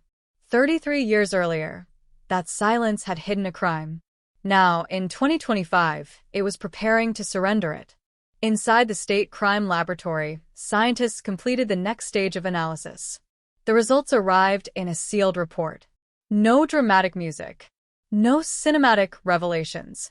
Just numbers. Percentages. Statistical probabilities. The language of modern truth. The conclusions struck with devastating force. The unknown male DNA recovered from Emily Carter's coat was consistent with direct biological association to Robert Rasmussen. Not a distant relative. Not an unrelated branch of the family tree. The probability pointed overwhelmingly toward him, or someone extraordinarily close to him. Sheriff Michael Dawson read the report 3 times. Not because he doubted the science, because he understood the consequences. Cold cases do not simply solve crimes. They rewrite memory. And memory, especially in small towns, is sacred ground. Robert Robbie Rasmussen had died 14 years earlier. No trial. No interrogation. No confession waiting in some hidden drawer. Only a respected local man and a growing mountain of evidence connecting him to a woman who vanished during a winter storm. The dead cannot defend themselves. But neither can they escape facts. Investigators proceeded carefully. They reopened every document connected to Rasmussen's life. Employment schedules, property records, volunteer activities, family events. One discovery altered the direction of the entire case. On the night Emily disappeared, Robbie told investigators he left the community center shortly after 7:30 to help clear snow near his brother's farm. The alibi appeared solid. At least in 1992. But modern investigators possessed advantages previous generations lacked. Digitized records, archived weather data, telephone logs, contemporaneous witness comparisons. The brother who supposedly saw Robbie that evening had passed away in 2008. Yet his original statement remained. And the wording suddenly looked strange. I believe Robbie arrived sometime around 9. Believe. Not know. Not remember clearly. Believe. The difference mattered. Memory hardens over decades. But documents preserve uncertainty exactly as it existed. Detectives found additional inconsistencies. One neighbor remembered seeing Robbie's truck near County Road H later than expected. Another volunteer believed he joined search operations only after midnight. Tiny contradictions. Individually meaningless. Collectively disturbing. The foundation beneath his story began to crack. Meanwhile, Lena Brooks focused on Emily's journals. The entries regarding our continued haunting investigators. She created a timeline. Dates. Locations. Historical society meetings. Library activities. Community projects. The pattern became undeniable. Emily and Robbie interacted frequently throughout the second half of 1991. Far more frequently than anyone previously realized. One entry stood apart from the others. October 14, 1991. R showed me old newspaper clippings today. He says some families in Pine Hollow still refuse to discuss what happened in the 60s. Strange how communities decide which stories deserve remembering. Lena stared at the sentence. Robbie Rasmussen possessed knowledge. Historical knowledge. Private knowledge. The kind younger residents rarely accessed. Emily admired that. Trusted it. The relationship now appeared rooted in mentorship rather than romance. That made everything infinitely worse. Trust freely given. Trust potentially exploited. Another journal entry emerged. November 2nd. R wants to show me something after the fundraiser in January. Says it explains why people around here keep secrets. After the fundraiser. The words landed with brutal clarity. January. The community center event. The very night Emily vanished. The room fell silent. Nobody spoke for nearly a minute. Because investigators understood exactly what those sentences suggested. Emily may have expected to meet Robbie Rasmussen after leaving the fundraiser. Not by chance. Not spontaneously. Planned. Anticipated. Voluntary. She trusted him. That possibility transformed the case. No stranger waiting in darkness. No random predator using a storm as opportunity. Instead, a familiar face. A community volunteer. A local historian. A man everyone considered safe. Sheriff Dawson drove to the Carter residence personally. Thomas and Eleanor deserved honesty. No surprises from reporters. No rumors spreading through church networks. The meeting lasted nearly 3 hours. The elderly couple listened quietly. The DNA evidence. The journals. The historical committee connections. The possibility involving Robbie Rasmussen. Thomas removed his glasses. Set them carefully on the table. Then asked a question so simple it shattered everyone present. Was he one of the people searching for her? Dawson nodded. Silence. Eleanor began crying. Not loudly. Not dramatically. The kind of crying that comes from discovering grief possesses entirely new layers. For decades, the family thanked volunteers, shared meals with them, attended memorial events alongside them. If Robbie Rasmussen had harmed Emily, he had stood among mourners while carrying knowledge nobody else possessed. That betrayal exceeded ordinary cruelty. It transformed community itself into a crime scene. News remained confidential. For now. Investigators required certainty. Absolute certainty. One final comparison became necessary. Robert Rasmussen's surviving medical records included preserved biological material from a hospital procedure in 2007. The family granted access. Cooperative. Trusting. Perhaps because they still could not imagine what authorities suspected. The sample traveled to Madison under extraordinary security. Science prepared to answer the question once and for all. February winds swept across Pine Hollow. The anniversary memorial had ended. Candles extinguished. Snowbanks hardened beside roads. Life appeared normal. But beneath the surface, history trembled. Older residents sensed something changing. Law enforcement activity increased. Strangers visited archives. Questions returned. People who survived the early 90s recognized the feeling. The past was moving again. One afternoon, retired Deputy Harold Bennett requested another meeting. Age had sharpened certain memories while erasing others. That happens. Trauma preserves unusual details. I remembered something about Robbie, he said. The room leaned closer. After Emily disappeared, he kept asking whether anyone found her gloves. Gloves. Investigators exchanged glances. Emily's winter gloves remained inside her abandoned car. Publicly, that detail had never been released. Only investigators knew. Bennett never considered it important. At the time, everyone discussed clothing, weather, survival possibilities. The question blended into surrounding chaos. Now it sounded entirely different. Now it sounded like knowledge. Dangerous knowledge. Knowledge a random volunteer should not possess. Sheriff Dawson felt the walls closing. DNA, journals, telephone calls, historical connections, timeline inconsistencies, private details, individually perhaps explainable, together devastating. Still, caution remained essential. The dead deserve fairness. Facts deserve patience. And communities deserve truth delivered with precision rather than emotion. The laboratory called on a gray Thursday morning. Final comparison complete. No ambiguity remained.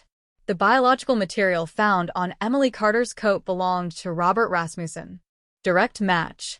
Scientific certainty. 33 years of mystery collapsed into one impossible reality. The man who helped organize searches.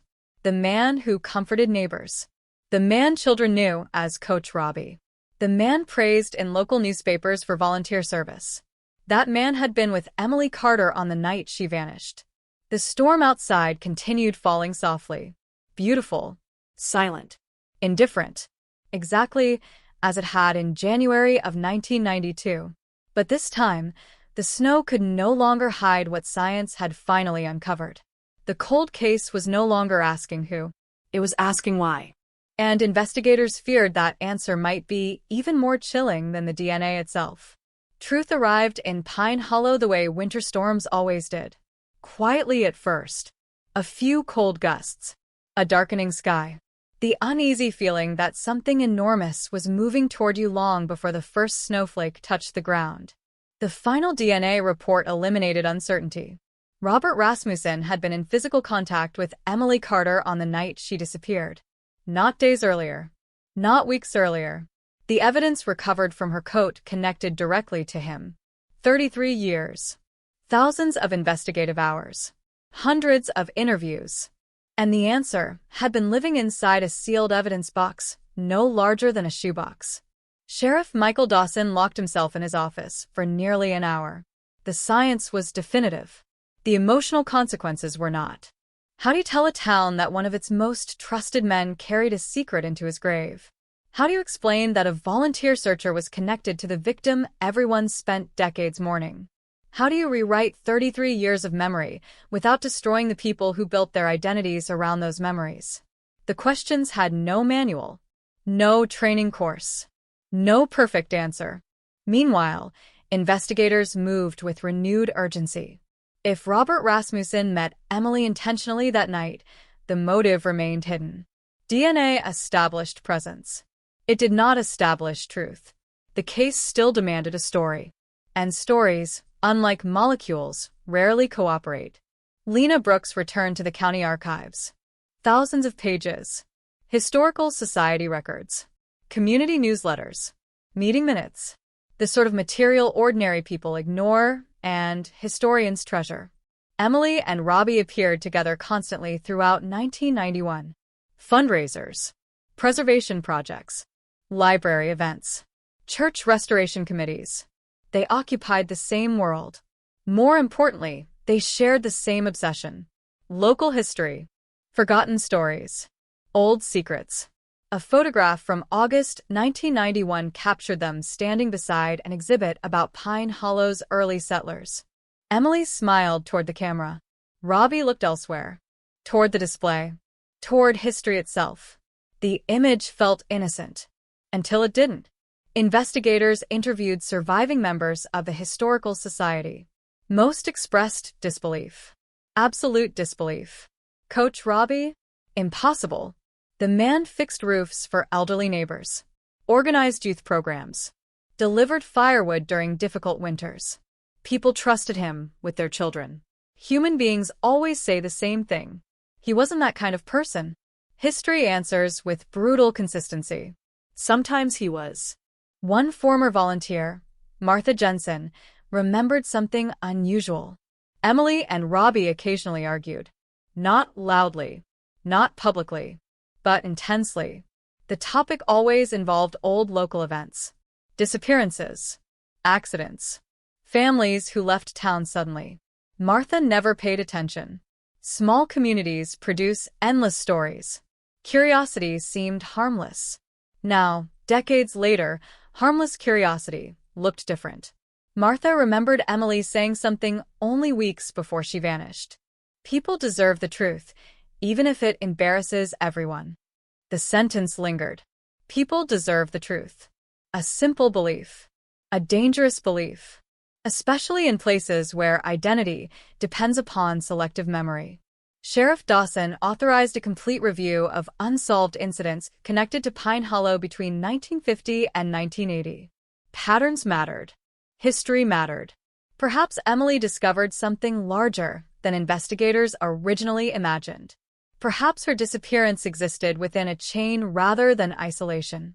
The results unsettled everyone. 3 unexplained disappearances. 2 suspicious deaths officially classified as accidents. Repeated rumors regarding influential local families discouraging public discussion. Nothing criminally actionable. Nothing definitive. Yet enough to create discomfort. Enough to explain Emily's fascination. Enough to explain why Robbie Rasmussen, amateur historian and keeper of local folklore, might possess information others did not. One journal entry changed everything. The handwriting appeared rushed. Uneven. Written only days before January 11, 1992. are finally agreed to tell me what happened at Black River Crossing. He says some truths belong to the dead, but I don't believe that. We cannot build communities on silence forever. Black River Crossing. No investigator recognized the phrase. No official location carried that name. No modern maps referenced it. Yet older residents remembered. An abandoned settlement several miles outside Pine Hollow. Gone by the late 1960s. Forgotten by everyone except local historians. And Robbie Rasmussen. The realization landed with force. Whatever Emily planned after the fundraiser might have involved Black River Crossing. Might have involved history. Might have involved secrets preserved across generations. The investigation suddenly extended beyond murder. It extended into memory itself. Dawson assembled a team and drove to the site. The road barely existed anymore. Trees consumed old foundations. Nature reclaimed abandoned ambitions. Silence dominated everything. The kind of silence that convinces visitors they are trespassing against time itself. Only fragments remained. Stone chimneys. Broken fences. Rotting beams disappearing beneath snow. Yet human beings leave traces even after communities vanish. Near the remains of an old meeting hall, investigators found faded carvings. Names. Dates. Initials. One set stood out. R.R. 1984. Robert Rasmussen visited this place. Frequently, according to additional markings. The abandoned settlement mattered to him. The question was why. Further searching revealed something stranger. A metal container hidden beneath collapsed floorboards. Inside rested newspaper clippings. Historical documents. Photographs. Carefully preserved against moisture. Someone had maintained this collection for years. Perhaps decades. Many articles involved tragedies never discussed publicly. Industrial accidents. Missing persons. Financial scandals. Events absent from official town histories. A private archive of uncomfortable truths. Lena turned pages slowly. One clipping bore handwritten notes in blue ink. Truth survives only if someone protects it. The handwriting matched samples from Robert Rasmussen's personal journals recovered from family storage. Robbie had become a guardian of forgotten history.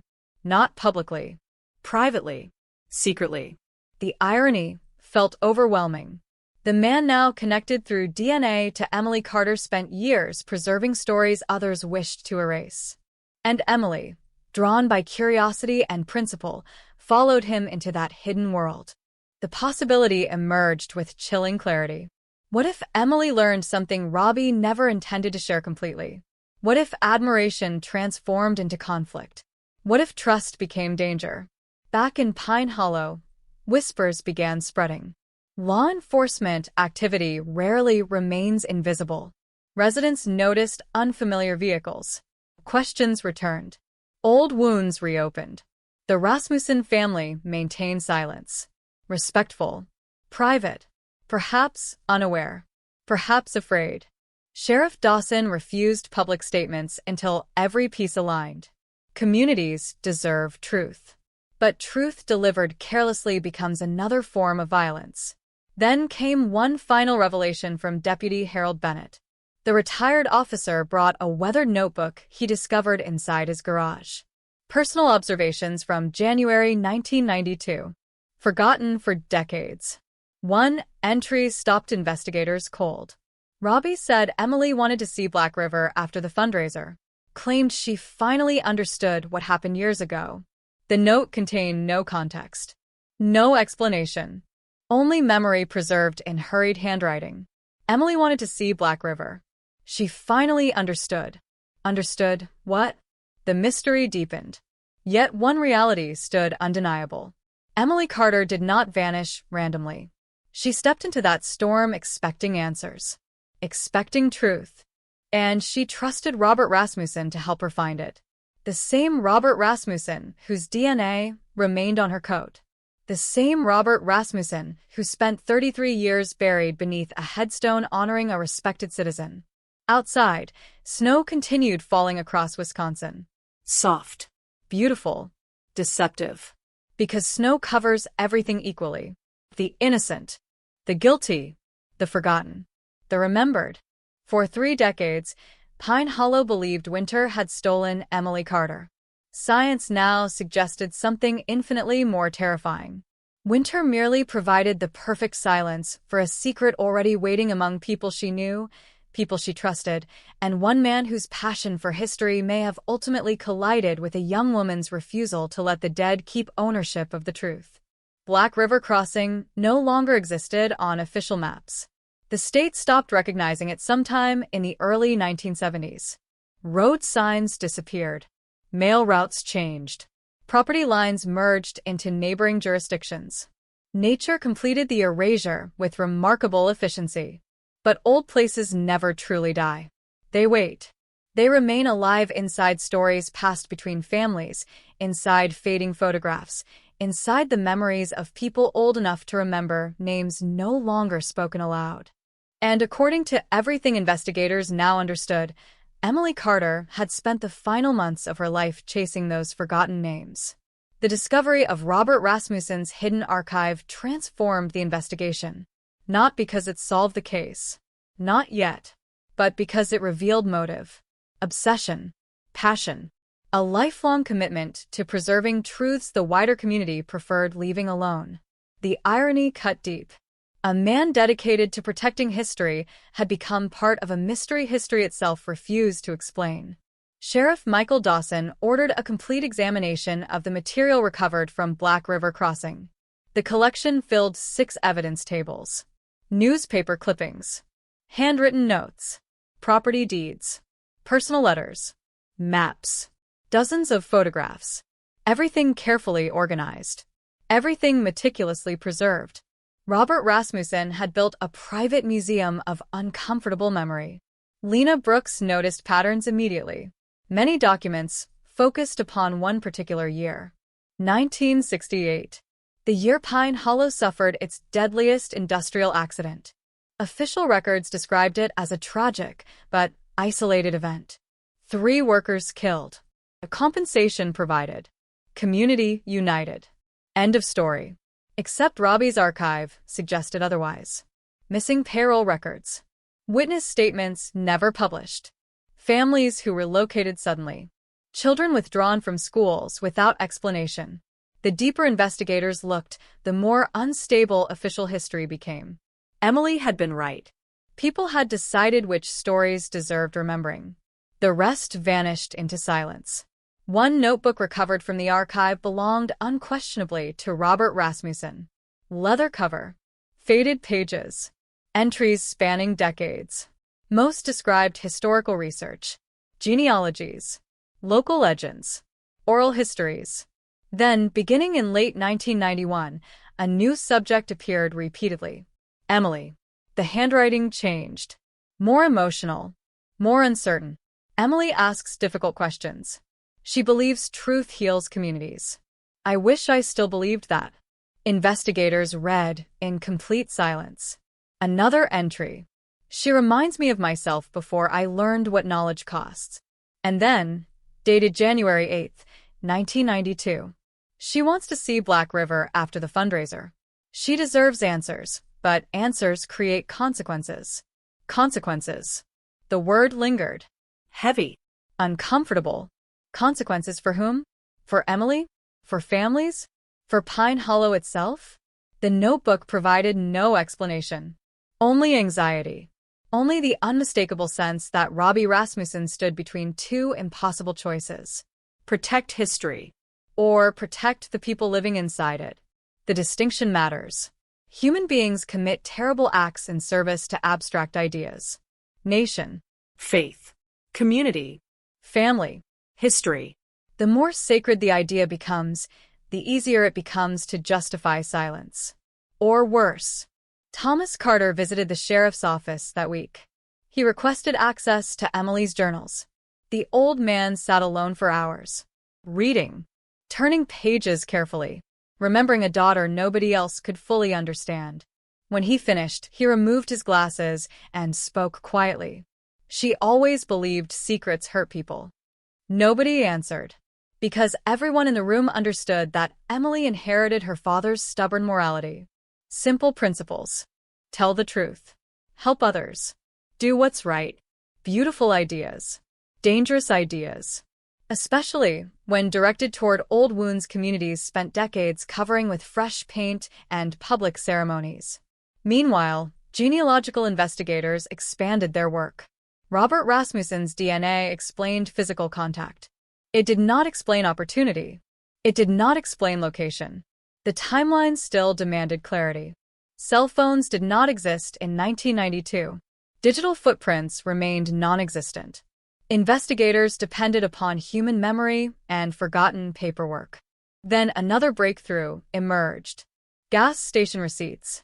Archived financial records. Pure coincidence. The owner of Peterson's General Store preserved transaction books for tax purposes. One receipt dated January 11, 1992, listed gasoline purchased at 8:43 p.m. The signature belonged to Robert Rasmussen. The station stood less than 10 minutes from County Road H. Far from his brother's farm. Far from his original alibi. The distance mattered. The time mattered even more. Emily left the community center around 8:17. Her car was discovered near County Road H. And Robbie purchased gasoline nearby less than 30 minutes later. The timeline began tightening like a noose. Still, Sheriff Dawson refused certainty. Evidence deserves patience.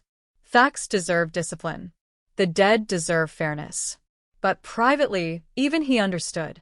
The probability of coincidence had nearly vanished. Pine Hollow remained unaware.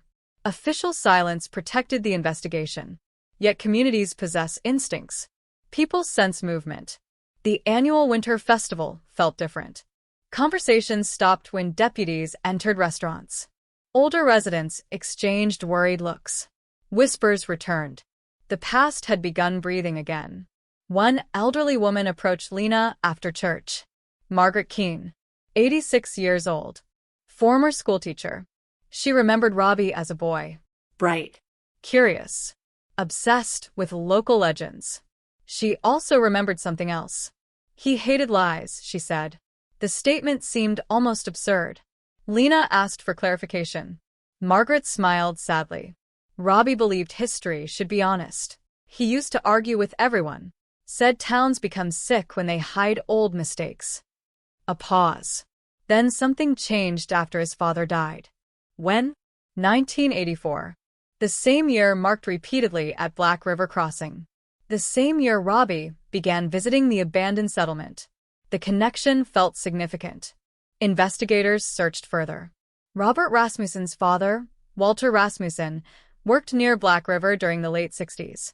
Present during the industrial accident. One of the last surviving witnesses. He died suddenly in 1984. Heart attack. Age 61. No suspicion. No controversy. Yet his death coincided perfectly with Robbie's growing obsession. Perhaps inheritance extends beyond property. Perhaps children inherit secrets. Perhaps fathers leave unfinished burdens. The possibility unsettled everyone. Emily might have stumbled into a history passed quietly between generations. A history Robbie simultaneously wanted to preserve and protect. The conflict could explain everything. Or nothing. Cold cases excel at offering both possibilities simultaneously. Then came the most disturbing discovery yet. Inside the final pages of Robbie's notebook, investigators found a sentence written only hours before the fundraiser. If she insists on knowing everything, tonight changes both our lives forever. No elaboration. No explanation. Just that single line. Sharp handwriting. Heavy pressure against paper. Emotion visible in ink itself. Tonight changes both our lives forever. Sheriff Dawson read it repeatedly. The statement sounded like anticipation. Or warning. Or fear. Perhaps all three. Outside, another storm approached Wisconsin. Meteorologists predicted heavy accumulation. Locals prepared automatically. Generators checked. Supplies gathered. Life continued. But within the walls of the sheriff's department, a 33-year-old mystery was rapidly shedding its disguises. Emily Carter trusted Robert Rasmussen. That much now seemed undeniable. She planned to meet him. She wanted answers about Black River Crossing. She believed truth belonged to everyone. And Robbie, a man who spent decades preserving forgotten history, wrote that their meeting would change everything. The terrible possibility emerging from the evidence was no longer about whether he was involved. It was about what happened when two people seeking truth discovered they fundamentally disagreed about who should be allowed to carry it. Because some individuals believe history must be revealed. Others believe history must be managed. And on a freezing January night in 1992, beneath the Wisconsin sky collapsing into snow, those two philosophies may have collided with consequences that haunted an entire town for more than 3 decades. The storm forecast for early February 2025 felt cruelly familiar. Meteorologists warned of heavy snowfall, dangerous visibility, and isolated rural roads becoming impassable before midnight. The people of Pine Hollow listened with an uneasiness they rarely admitted aloud. Because memory possesses its own weather patterns. And every major snowstorm still carried Emily Carter's name. 33 years earlier, nature had swallowed answers. Now, under another darkening sky, human beings were finally beginning to uncover them.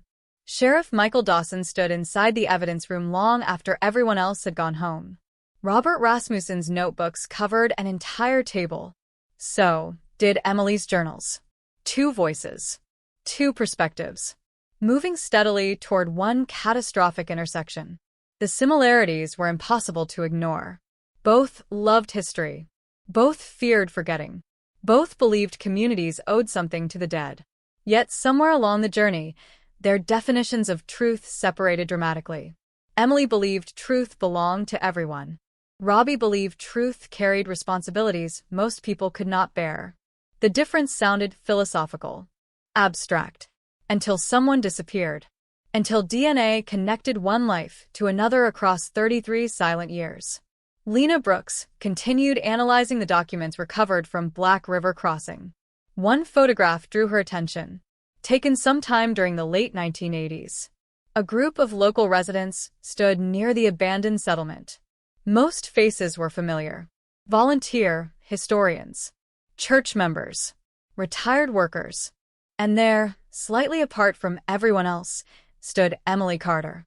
Young, smiling, holding a notebook against her chest. Beside her stood Robert Rasmussen, looking not at the camera, looking at her. The image unsettled investigators. Not because it suggested romance. Nothing about the body language implied that. It suggested mentorship, respect, trust. The dangerous kind of trust built through shared purpose. On the back of the photograph, someone had written a single sentence. Remembering is an obligation. No signature. No date. Yet handwriting analysis indicated Robert Rasmussen likely wrote it himself. Remembering is an obligation. The phrase explained everything. And perhaps nothing. Because obligations become heavy. Heavy things crush people, especially when carried alone. Investigators expanded their examination of Walter Rasmussen, Robbie's father. The old worker had survived the Black River industrial disaster in 1968. Officially, 3 men died. Unofficially, rumors persisted for decades. More workers unaccounted for.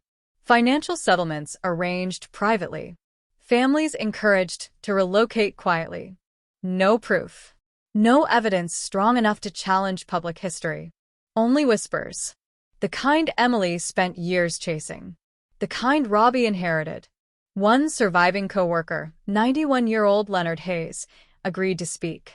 The interview took place inside a nursing facility overlooking frozen fields. Leonard's memory drifted. Names escaped him.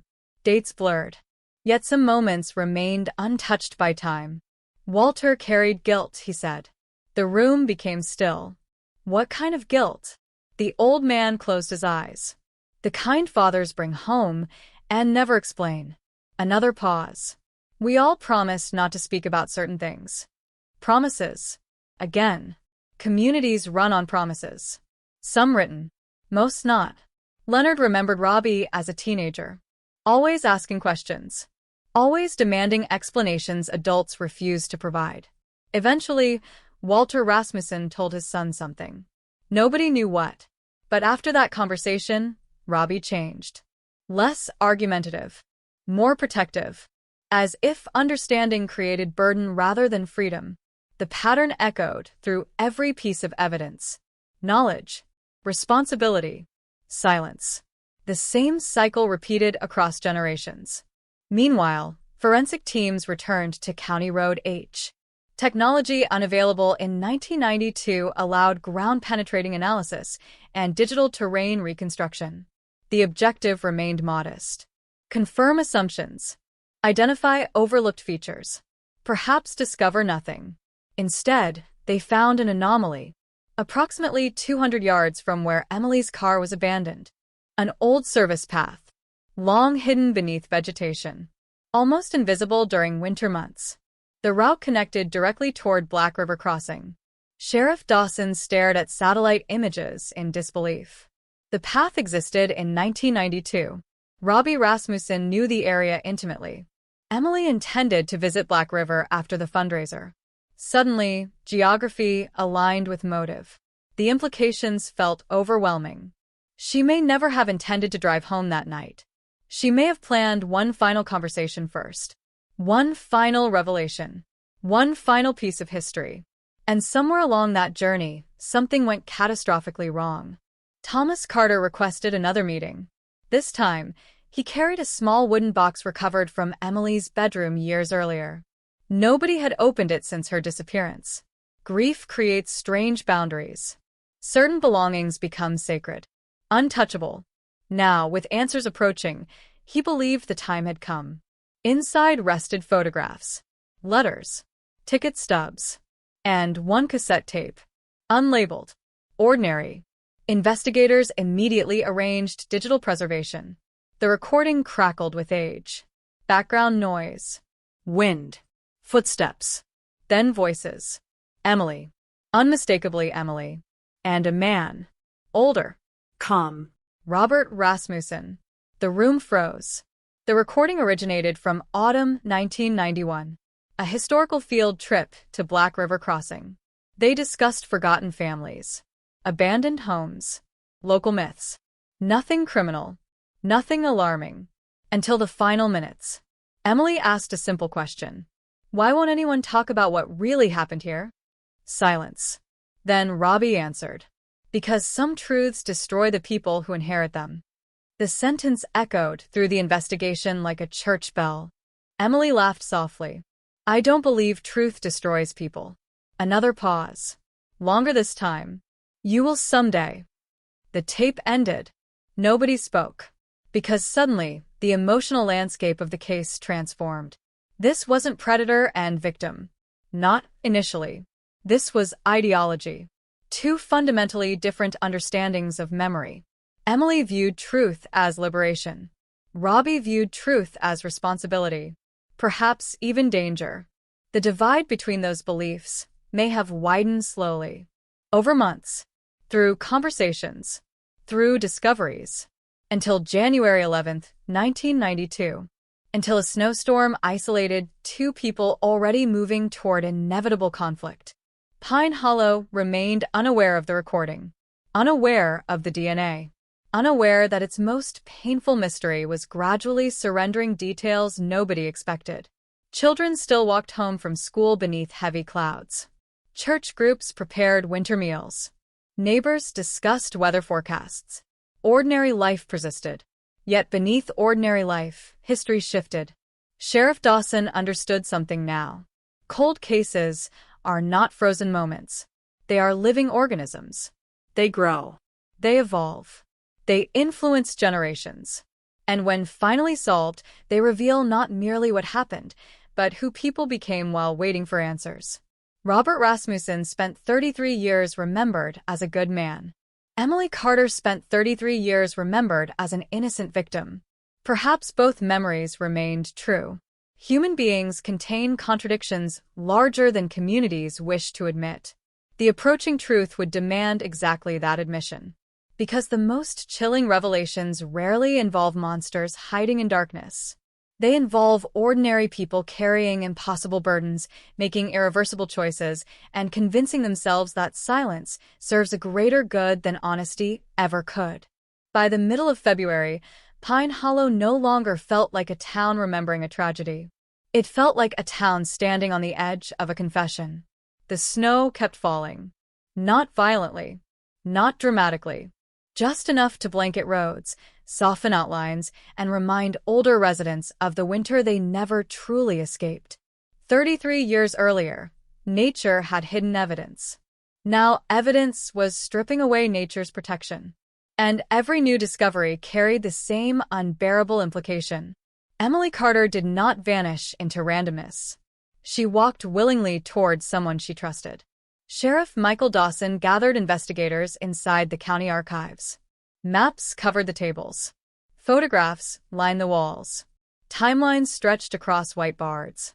The case no longer resembled an unsolved disappearance. It resembled two parallel stories moving toward a collision. On one side stood Emily, young, curious, idealistic, convinced that truth belonged to everyone. On the other stood Robert Rasmussen, older, respected, burdened by inherited memory, convinced that some truths demanded guardians rather than exposure. Both loved history. Both feared forgetting. Yet their definitions of responsibility could not coexist forever. Lena Brooks returned once more to the Rasmussen family papers. Most boxes contained ordinary material: tax forms, holiday cards, photographs of fishing trips and school graduations. The ordinary debris of ordinary lives. Then she found a sealed envelope. No stamp, no address. Only one sentence written across the front. For when the past refuses to stay buried. Inside rested 3 pages. All handwritten. All unmistakably Robert Rasmussen's. The first page contained reflections about Black River Crossing. The second described his father. The third stopped everyone cold. Emily means well. That is what makes this so difficult. She believes knowledge heals wounds. She has never watched entire communities survive by choosing silence. She thinks history belongs to the dead. She does not understand that history belongs equally to the living. The words revealed affection, respect, even sadness. Nothing resembling hatred. Nothing resembling predatory intent. And that complexity frightened investigators more than simple evil ever could. Because evil is easy to condemn. Conflict between sincerely held beliefs is infinitely harder. Another passage followed. If I tell her everything, she will never stop. If I refuse, she will keep searching. Either path ends badly. The sentence lingered in the room. Either path ends badly. Robert Rasmussen anticipated disaster. He saw it coming. Perhaps for months. Perhaps longer. The question remained devastatingly simple. What exactly did Emily discover? Investigators expanded their focus toward Black River Crossing itself. The abandoned settlement held secrets beyond industrial accidents. Property records uncovered irregular transfers during the late 1960s. Families moved away unexpectedly. Land changed hands with unusual speed. Official explanations emphasized economic hardship. Yet private correspondence suggested fear. One letter described community meetings occurring behind closed doors. Another referenced agreements never written down. Always the same themes: protection, unity, silence. Human beings create myths because myths provide order. Destroying those myths often feels like destroying the community itself. Emily Carter challenged inherited order. Not maliciously, not recklessly, simply by asking questions other people stopped asking long ago. Thomas Carter listened to the cassette recording for the first time. The conversation between his daughter and Robert Rasmussen lasted less than 20 minutes. Yet every word carried enormous weight. When Emily laughed and said truth could never destroy people, Thomas closed his eyes. That sounded exactly like her. No bitterness. No anger. Just certainty. Parents know their children even after decades of absence. He understood immediately why Emily continued digging. Why she refused comfortable answers. Why she trusted a man like Robbie Rasmussen. Because she assumed honesty recognized honesty. The tragedy of trust is that it often works, until the moment it doesn't. Meanwhile, another witness emerged. Helen Moore, 83 years old, former member of the Historical Preservation Committee. She remembered something nobody else mentioned.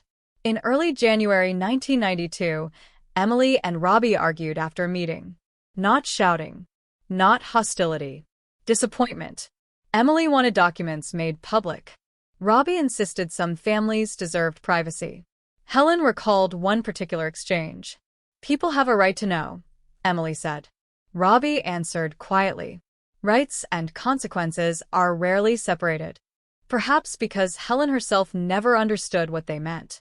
Now, 33 years later, every word sounded prophetic. Rights and consequences.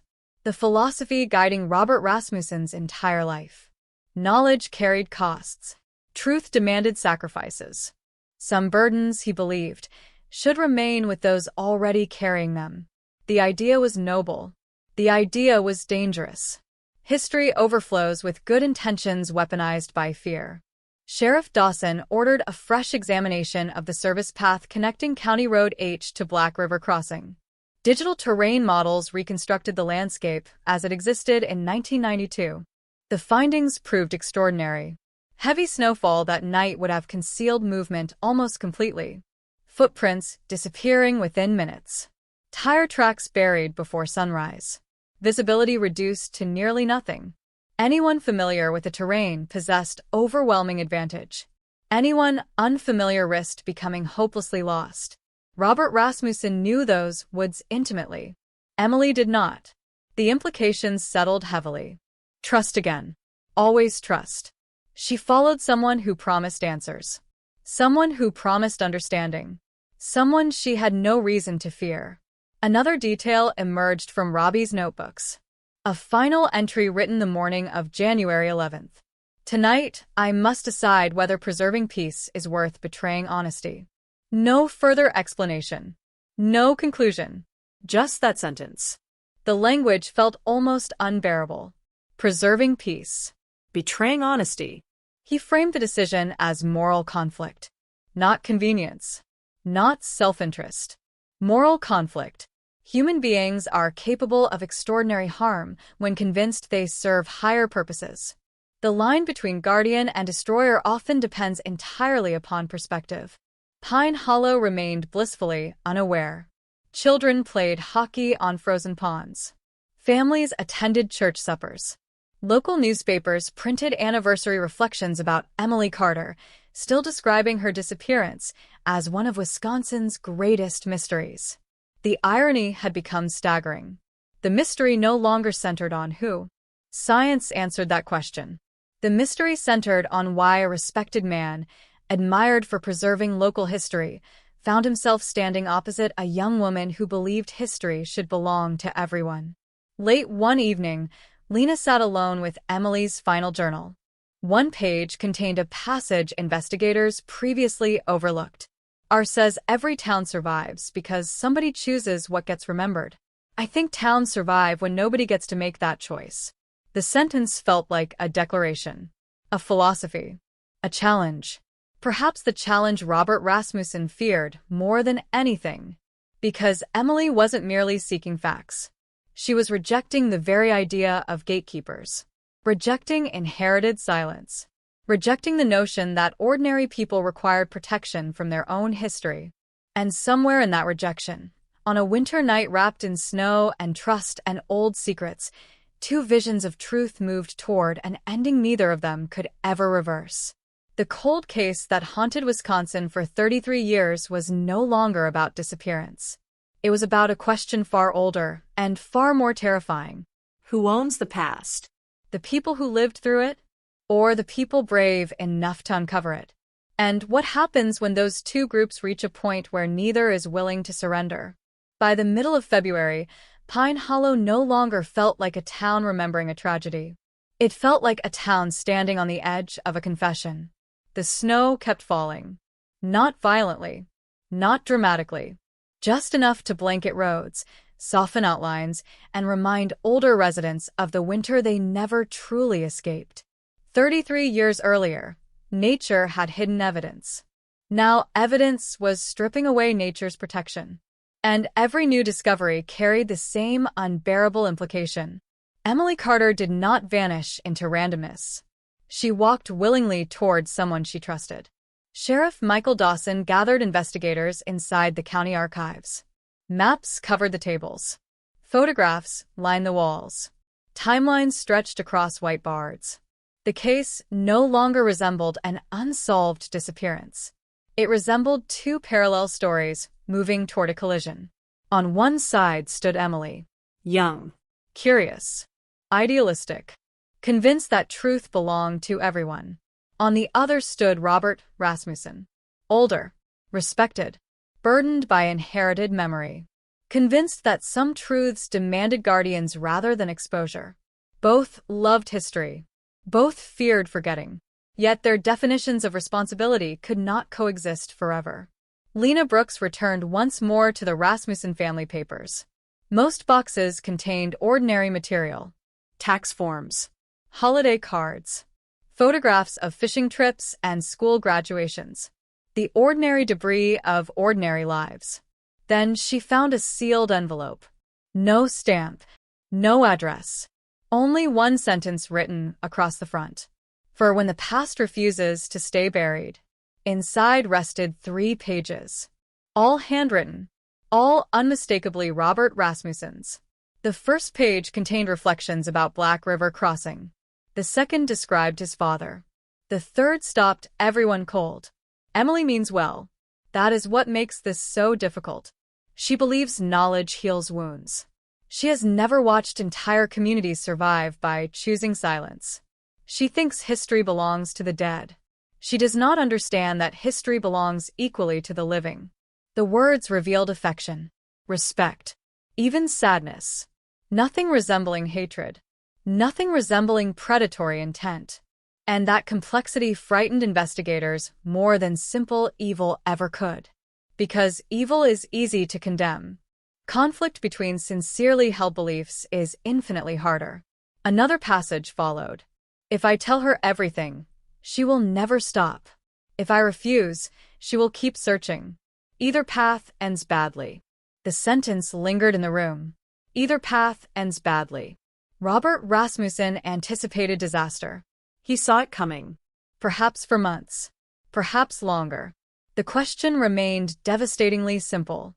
What exactly did Emily discover?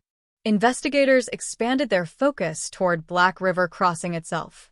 The abandoned settlement held secrets beyond industrial accidents. Property records uncovered irregular transfers during the late 1960s. Families moved away unexpectedly. Land changed hands with unusual speed. Official explanations emphasized economic hardship. Yet private correspondence suggested fear. One letter described community meetings occurring behind closed doors. Another referenced agreements never written down. Always the same themes: protection, unity, silence. Human beings create myths because myths provide order. Destroying those myths often feels like destroying the community itself. Emily Carter challenged inherited order. Not maliciously, not recklessly, simply by asking questions other people stopped asking long ago. Thomas Carter listened to the cassette recording for the first time. The conversation between his daughter and Robert Rasmussen lasted less than 20 minutes. Yet every word carried enormous weight. When Emily laughed and said truth could never destroy people, Thomas closed his eyes. That sounded exactly like her. No bitterness. No anger. Just certainty. Parents know their children even after decades of absence. He understood immediately why Emily continued digging. Why she refused comfortable answers. Why she trusted a man like Robbie Rasmussen. Because she assumed honesty recognized honesty. The tragedy of trust is that it often works. Until the moment it doesn't. Meanwhile, another witness emerged. Helen Moore, 83 years old. Former member of the Historical Preservation Committee. She remembered something nobody else mentioned. In early January 1992, Emily and Robbie argued after a meeting. Not shouting. Not hostility. Disappointment. Emily wanted documents made public. Robbie insisted some families deserved privacy. Helen recalled one particular exchange. "People have a right to know," Emily said. Robbie answered quietly. Rights and consequences are rarely separated. Perhaps because Helen herself never understood what they meant. Now, 33 years later, every word sounded prophetic. Rights and consequences. The philosophy guiding Robert Rasmussen's entire life. Knowledge carried costs. Truth demanded sacrifices. Some burdens, he believed, should remain with those already carrying them. The idea was noble. The idea was dangerous. History overflows with good intentions weaponized by fear. Sheriff Dawson ordered a fresh examination of the service path connecting County Road H to Black River Crossing. Digital terrain models reconstructed the landscape as it existed in 1992. The findings proved extraordinary. Heavy snowfall that night would have concealed movement almost completely. Footprints disappearing within minutes. Tire tracks buried before sunrise. Visibility reduced to nearly nothing. Anyone familiar with the terrain possessed overwhelming advantage. Anyone unfamiliar risked becoming hopelessly lost. Robert Rasmussen knew those woods intimately. Emily did not. The implications settled heavily. Trust again. Always trust. She followed someone who promised answers. Someone who promised understanding. Someone she had no reason to fear. Another detail emerged from Robbie's notebooks. A final entry written the morning of January 11th. "Tonight, I must decide whether preserving peace is worth betraying honesty." No further explanation. No conclusion. Just that sentence. The language felt almost unbearable. Preserving peace. Betraying honesty. He framed the decision as moral conflict. Not convenience. Not self-interest. Moral conflict. Human beings are capable of extraordinary harm when convinced they serve higher purposes. The line between guardian and destroyer often depends entirely upon perspective. Pine Hollow remained blissfully unaware. Children played hockey on frozen ponds. Families attended church suppers. Local newspapers printed anniversary reflections about Emily Carter, still describing her disappearance as one of Wisconsin's greatest mysteries. The irony had become staggering. The mystery no longer centered on who. Science answered that question. The mystery centered on why a respected man, admired for preserving local history, found himself standing opposite a young woman who believed history should belong to everyone. Late one evening, Lena sat alone with Emily's final journal. One page contained a passage investigators previously overlooked. R says every town survives because somebody chooses what gets remembered. I think towns survive when nobody gets to make that choice. The sentence felt like a declaration, a philosophy, a challenge. Perhaps the challenge Robert Rasmussen feared more than anything. Because Emily wasn't merely seeking facts. She was rejecting the very idea of gatekeepers. Rejecting inherited silence. Rejecting the notion that ordinary people required protection from their own history. And somewhere in that rejection, on a winter night wrapped in snow and trust and old secrets, two visions of truth moved toward an ending neither of them could ever reverse. The cold case that haunted Wisconsin for 33 years was no longer about disappearance. It was about a question far older and far more terrifying. Who owns the past? The people who lived through it? Or the people brave enough to uncover it? And what happens when those two groups reach a point where neither is willing to surrender?